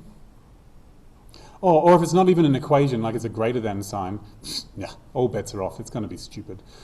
So this is not linear. The x squared, definitely going to make it not linear. The zy, yeah, anytime there's variables multiply each other, not linear, and that would generally make it not a subspace, because subspaces are flat. They're lines, they're planes, and squares and things tend to make things curved. Okay, so this is not a subspace. So then what's the justification you would write on the exam? The justification, I was getting to that, so thank you. The justification to write on the exam is you would have to do something like this. If you want to say that something's not a subspace, you can't just say it's not a homogeneous linear equation. You have to do something with one of the three rules. So the justification on the exam is to decide which of the rules is broken. And I would do them in order. The 0 rule, not broken. If I sub 0, 0, 0 into this formula, it totally works. Damn it. So 0 is definitely in this set. That's fine.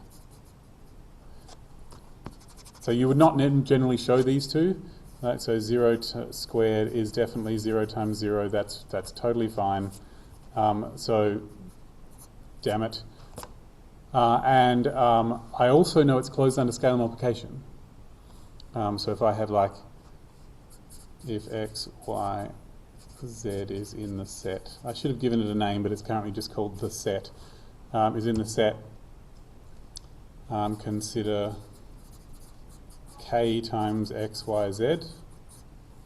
And then the question is that in the set too? Well, k times x, y, z would be kx, ky, and kz. And if I put it into this equation, then x squared, damn it. I'm just going to change these to ABC so that I don't get confused about x, y's, and z's. Sorry about that.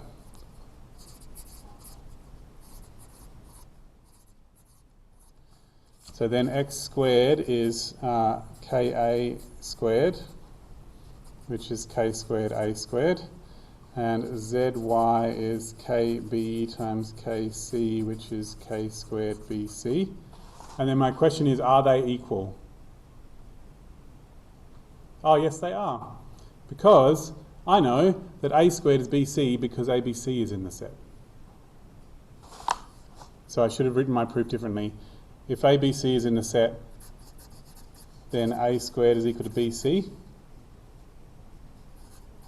And then consider this. But look, bc is the same as a squared,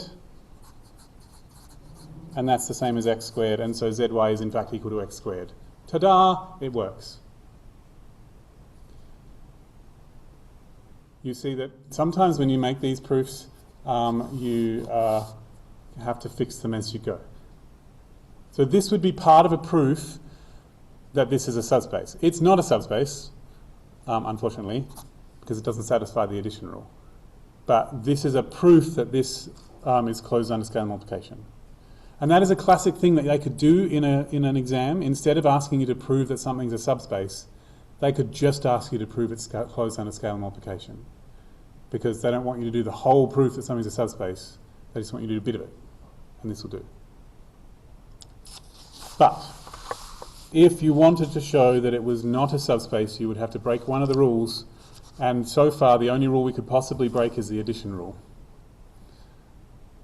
I wouldn't have actually done this proof. I would have done a quick thing to say, well, what would happen if I multiplied them all by something? Oh, crap, I'd get a k squared and it would cancel out. So that's the other way of doing this proof. You could start with the a squared equals bc and then multiply both sides by k squared and it'll be fine too. So if you want to show that addition doesn't work, you're going to have to think of something that's in the set and think of something else that's in the set so that when you add them, it's not in the set anymore.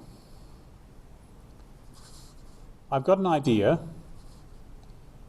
What if I've got an idea. I'm going to put as many zeros in my vector as I can.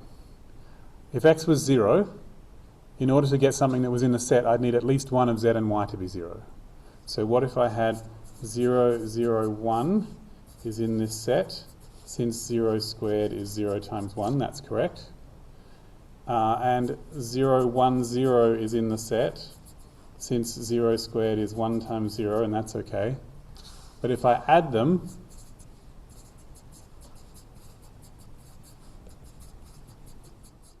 that is not in the set because 0 squared is not 1 times 1.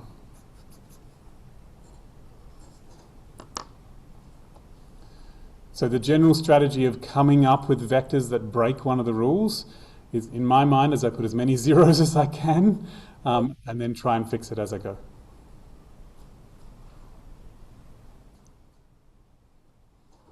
So not a subspace. in general, if the equation has squares in it, it'll break the addition rule. The reason this didn't break the scalar multiplication rule is that there's two things multiplied here and also two things multiplied here. And that meant that you ended up with k and a k and another k and k here. And so it satisfied the scalar multiplication rule. While I'm just here, I really should make sure I have my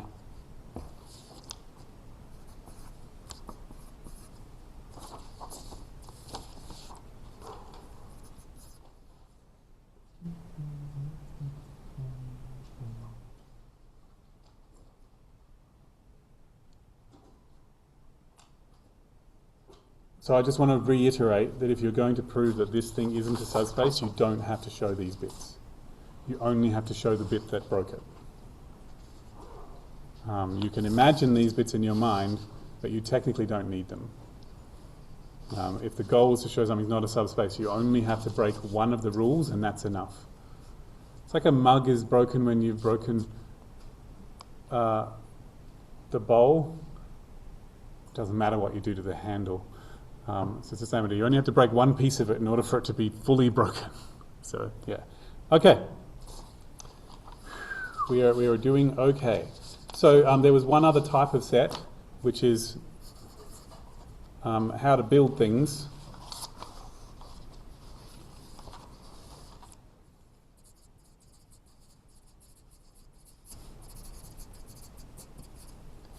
And the classic example of that is something like this.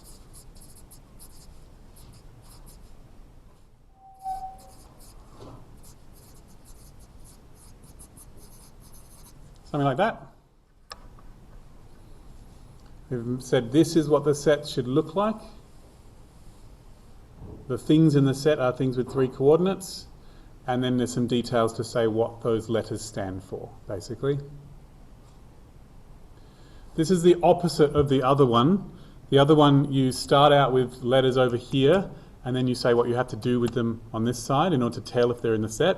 On this side, you make an expression using letters, and then you say what the letters came from. And they're the opposite of each other in more ways than one. So the other one tells you how to decide if something's in the set, but it can be quite difficult to make new things in the set. So when we did this, we had to concentrate quite hard to come up with vectors that were in that set. Whereas this one, I can make as many vectors in this set as I want by just choosing values of A, B, and C.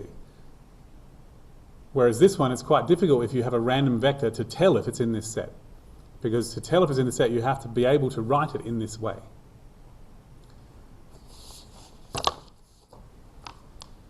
So this type of set, it will always be a subspace if it's a span. If you can rewrite it as a span, then it's definitely a subspace. Watch this. So A, B plus C to B is A 0, 0 plus 0, B 0, B 2B plus 0, C 0, and that's A lots of 1, 0, 0, and B lots of 0, 1, 2, and C lots of 0, 1, 0. That's a span. It's linear combinations, right?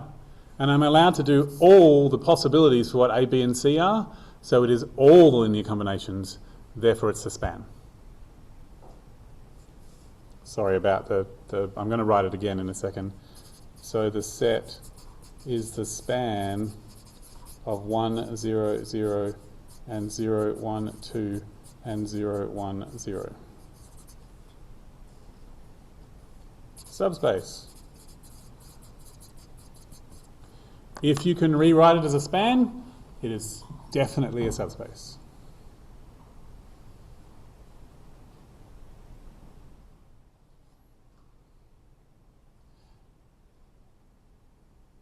If this had been a b squared and not a b, I'd be stuffed.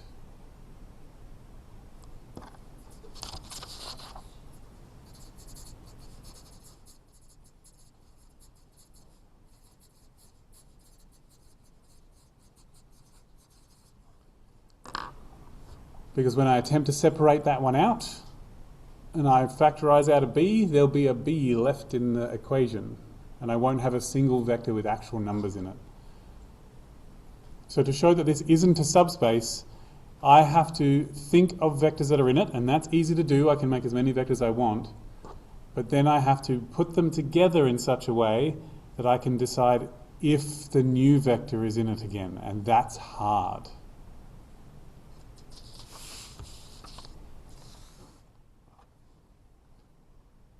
Well, the zero vector is definitely in this set, because I could choose A, B, and C to be 0, and it'll come out to 0. So that's not going to break my rule. If there'd been like a plus, if this had been like a 3 in this spot instead of a C, would have definitely broken the 0 rule, because the 0 vector wouldn't be in it. Would it? Oh crap, anyway. The addition rule is probably going to break, the scale multiplication rule is probably going to break too, but I have to think of ways to tell if things are in the set, which means I should probably choose as many of these to be 0 as I can. So I'm going to choose both A and C to be 0 and make B 1.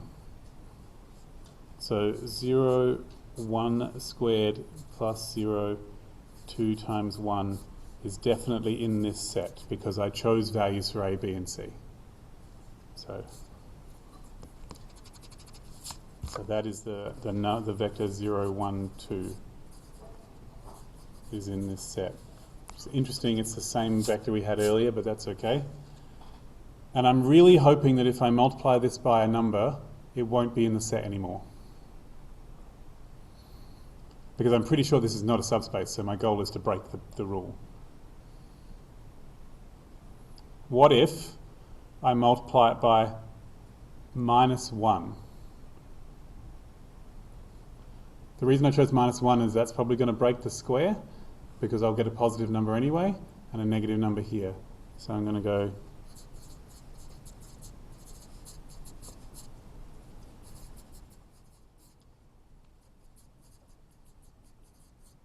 So now I have to decide if this vector is in the set. And that's quite difficult to do, and the only way to make the decision is to attempt to write it in this way. So suppose 0 minus 1 minus 2 is equal to A, comma, B squared plus C 2B. And that would mean that A is 0, matching up the first coordinate.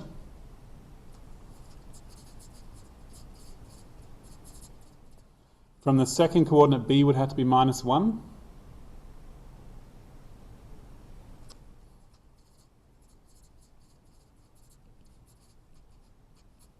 Because -2 is equal to 2B. And so that would mean that, oh crap, I can choose a C that does that. Oh, it is in there. Damn.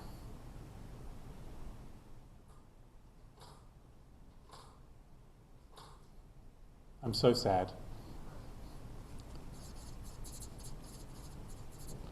Because the third coordinate's going to be...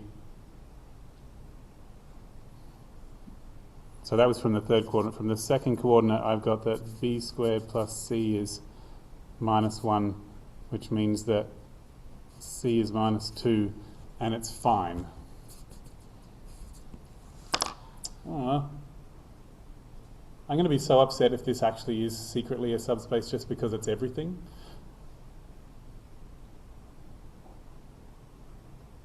It's going to be everything, isn't it? Oh no. Double bluff. Everything can be written this way, therefore this is a subspace. Because it's everything. And everything is a subspace. Oh. I'm so sad. Okay. Yeah. Damn it. That's not what I wanted.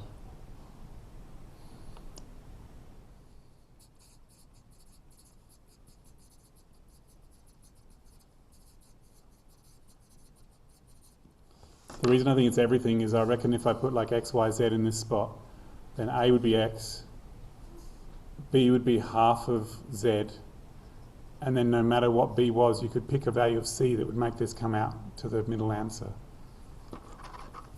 Yeah.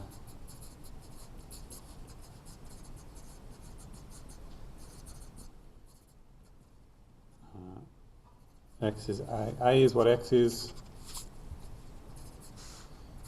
B is half of Z. And B squared plus C is Y, and therefore C is Y minus a half of Z squared. The entire of R3. The set is the entire of R3, and therefore it's a subspace. Damn it! Okay. See, I told you sometimes I make up problems that don't work. That's a double bluff. It had a square in it, but it turned out to be a subspace after all. One more example, just to be sure.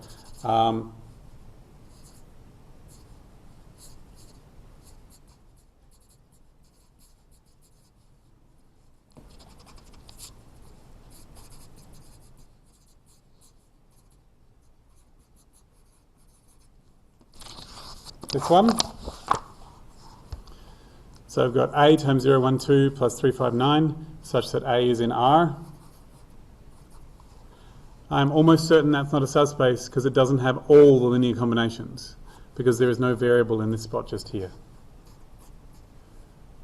If it was a subspace, it should have all the linear combinations of everything that's in it. And it does not have all the combinations of this vector. And so to prove that it's not a subspace, I would have to show that one of those combinations is missing. In fact, it's 0 that's missing. If A times 0, 1, 2 plus 3, 5, 9 was equal to 0, 0, 0, then I would need 3 to be equal to 0 from the first coordinate, which is impossible, because I've got A times 0 plus 3.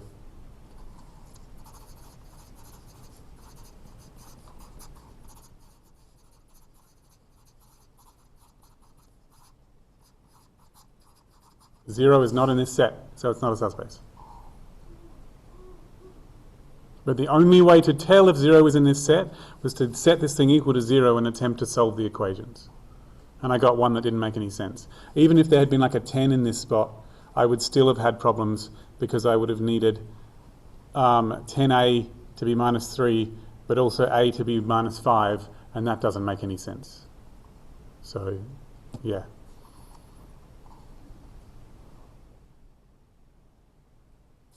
So what the point I wanted to make is that if it looks like it's nearly a span, but isn't, then it's not a subspace usually. But usually the reason that it's not a subspace is that the 0 vector is not in it.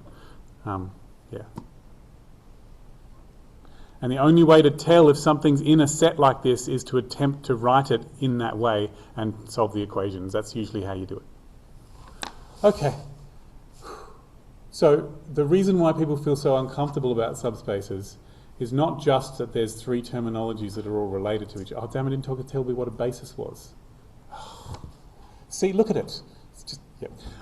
But also, every situation you're in just doesn't feel like they've given you enough information in the way that they've talked about it to know what to do.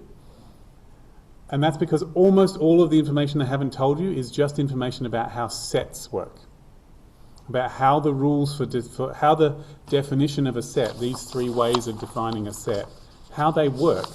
So if you can get a handle on how different kinds of sets work, then subspaces will be just easier. Yeah. Last thing to say, damn it.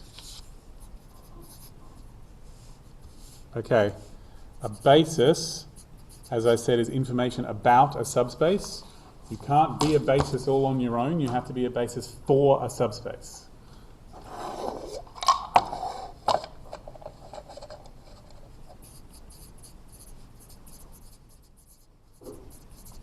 So if someone said find a basis without saying what the subspace that it's supposed to be a basis for, then they have not done you good, because you can't answer that question.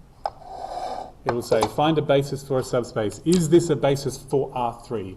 Is this a basis for this subspace? It will always be a basis for something, because a basis is a piece of information about a subspace.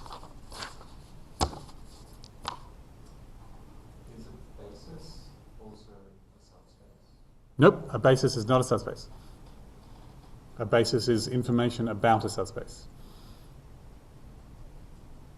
And in particular, a basis is finite and a subspace is always infinite, except for the one that's the zero vector, and that doesn't have a basis. So a basis is always a list of finitely many vectors, at least in R whatever. In this course, a basis only has finitely many vectors.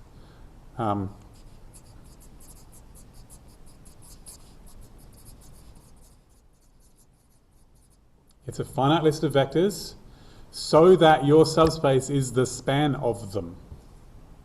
You know how I said every subspace is the span of something?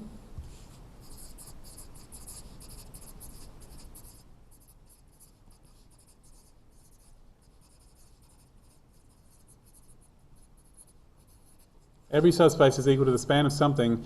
The point of a basis is the thing to go in this spot.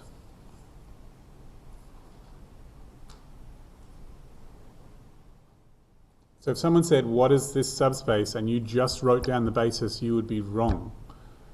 If they said, what is this subspace, you would have to say span of the basis, and that's what the subspace is. Without the word span, a list of vectors is not a subspace. That's really important. But you can't just put any old thing in this spot. You have to put the shortest list of vectors you can. And that's why a basis has to be linearly independent. You can make the span of something that isn't independent, and it will still make a subspace. But only if this list in here is linearly independent is it a basis.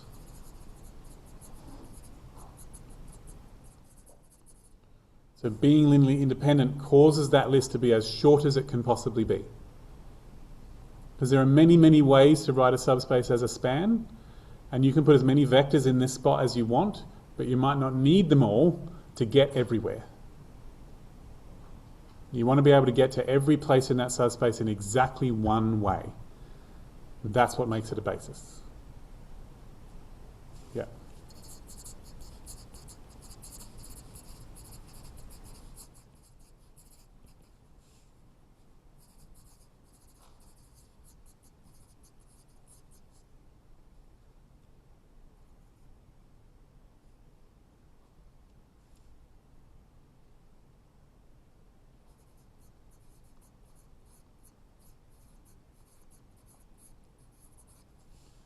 Find a basis for W which is equal to that, the span of 135 and 357 and 222.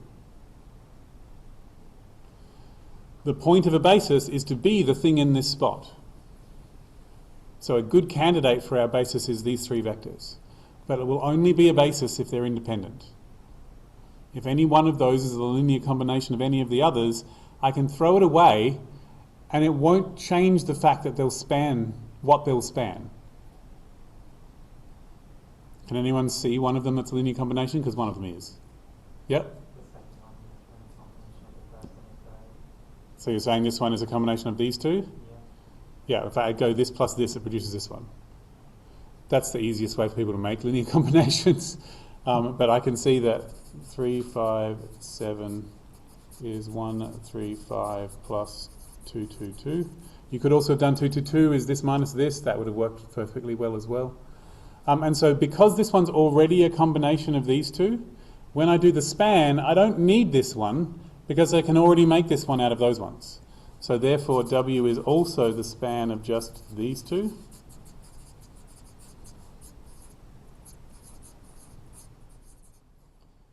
And so this could also be a basis.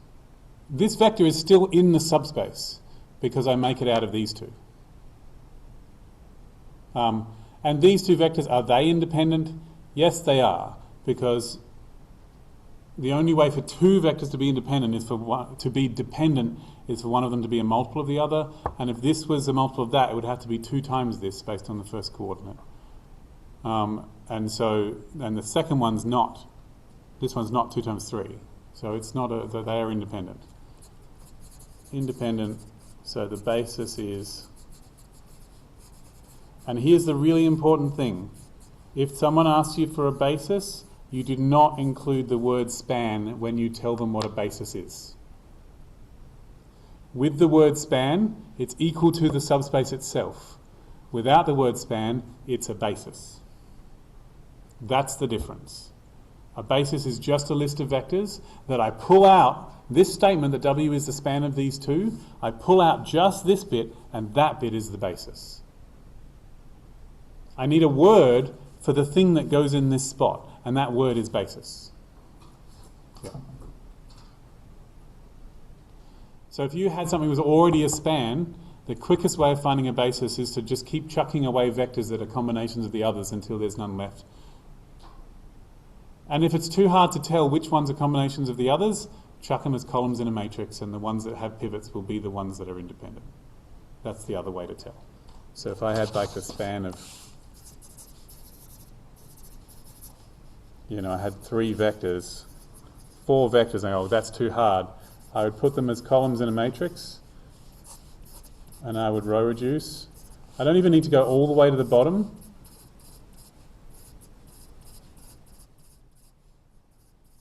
If I had something like this is just an example. If I had something like that, then that would mean that these 3 that produce the ones, they are the basis.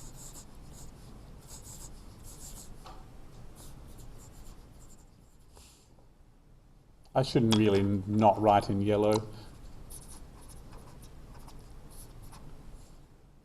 So the fact that these ones, when you row reduce them, produce the leading ones, they are the basis. But you don't have to go all the way to the reduced row echelon form, only far enough to tell where the pivots are going to be. So you don't technically have to make the zeros above to be able to tell where the pivots are going to be. Yeah. Oh, yep. Does basis require the origin 0 vector? I think the answer to that question, a subspace does have to have the 0 vector in it. Like the original thing that you're finding a basis for has to have a 0 vector somewhere in that set.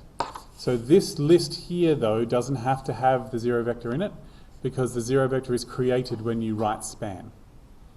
Because when you write span, you're doing all the combinations, and one of the combinations is 0 times this plus 0 times this plus 0 times this plus 0 times this.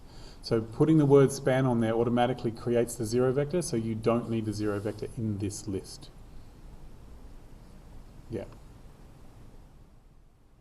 Does that answer the question?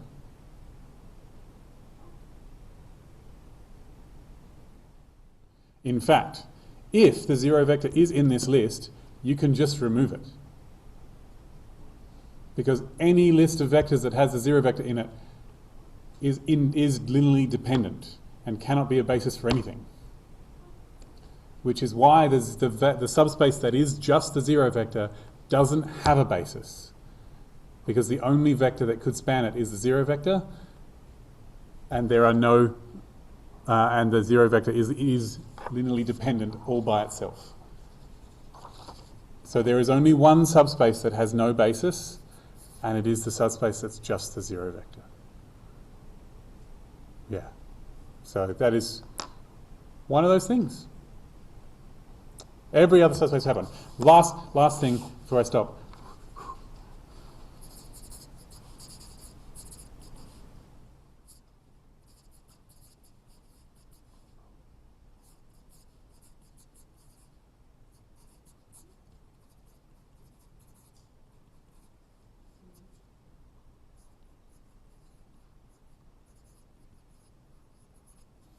We have a subspace that is set up as type of vector and rule, and my rule is it has to satisfy both of these equations.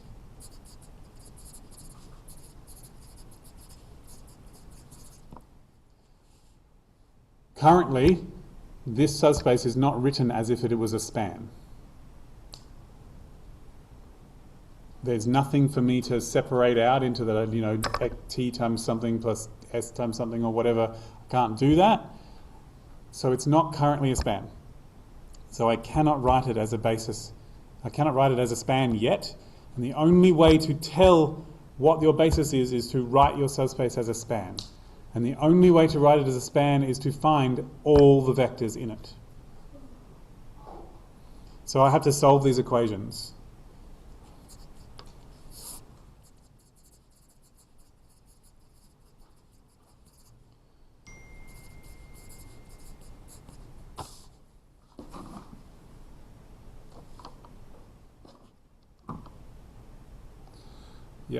I can answer that, that's fine.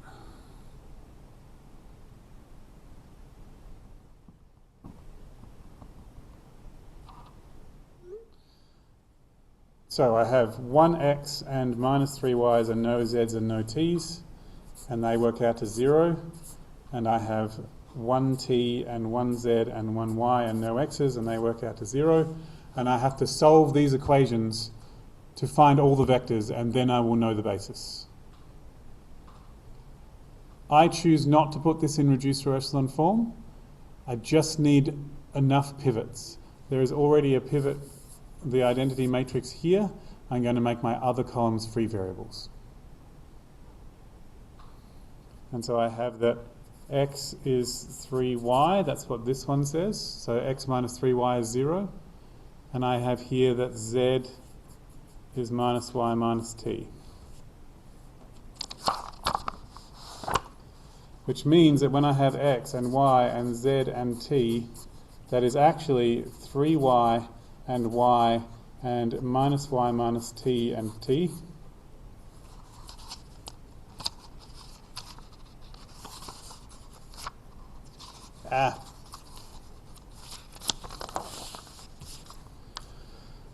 Which is y, I'll make a vector with the y's in it, and a vector with the t's in it. And so that is y lots of 3, 1, minus 1, 0, and t lots of 0, 0, minus 1, 1. That there, those two vectors, they are my basis. Because my subspace is now the span of these two vectors, because this is a span. If I do all the possible values of y and t, they are my, that's what this is. It's every possible linear combination of these two vectors. Therefore, the basis is 3, 1, minus 1, 0, 0, 0, minus 1, 1.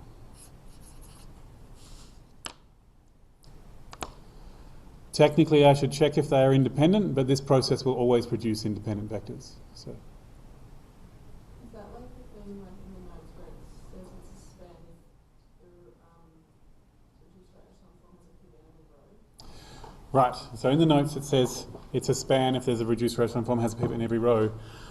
They are being, so you can't say it's a span. So I think a list of vectors isn't a span, they do the act of spanning something else. So when you have a vector, a matrix, and you say they span, they have to span something. What they span is everything. If there's a pivot in every row, those vectors span the entire of R whatever. So the subspace would be R whatever, yep. So if there's a pivot in every row, your original column vectors span the entire of Rn, and therefore they are and then whichever of them had pivots is the basis for Rn. Yeah. And if you don't have a pivot in every row, then those vectors don't span Rn. They do span something. there is a subspace, it's just not. It's smaller than Rn. So you can still find the solution by making free variables. Yeah, well the thing is that if you started with vectors and put them in as columns, then you never put free variables in. If you started with equations and the equations were rows, then the free variables are necessary. So you've got to know your original matrix, whether it came from putting columns in, vectors in as columns, or whether it came in as putting equations in. Because if it came as equations, you have to solve them, which is what the free variables are for. But if it came as vectors, you don't really care about the free variables, because that's not the job of the reduced row echelon form. Whew. And that's a whole other thing. So thank you for listening to all of that. I hope that was helpful for you. I do that every couple of years, that spiel. So there may be a better one in the past, but you've had the live version today. I did say, when someone said, do you have time for optimization? The answer is probably no. What did you mean? Just like examples of And which optimization? calculus. Calculus. Okay, yeah, I don't have time for a full example. But I will say with calculus optimization, the hard bit is usually setting up the equation. Yeah, and that's where the grades as well. I'm going to tell them. Yeah. And I will say it's similar to related rates, is that everything that you don't know, you should probably give a letter to. And then try your very best to write everything in terms of one of the letters. And there is always in the text one thing that is the goal that has to be made small or big. So when you read the text, it should say, we want to increase profits, or we want to have the least cost, or whatever. There will be a sentence somewhere in the text that says what the goal that has to be reduced or increased is. That variable, which you give a letter to, should always be, C equals or P equals or whatever. That variable has to be equal to something else, all in terms of one other variable. And so with calculus, damn it. And I know this seems like weird.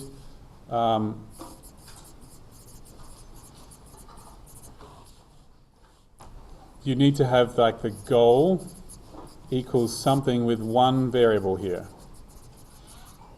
And it doesn't really matter what that variable is, but it's usually good if because usually the text will say, what does the height have to be so that the cost is lowest? You want it to be that variable. But if you're really lucky, they won't say.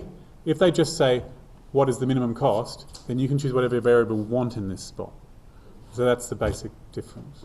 But if you can write everything in terms of letters and then eventually sub everything in until it's all in terms of this one variable, that should do the trick. Okay, that'll do.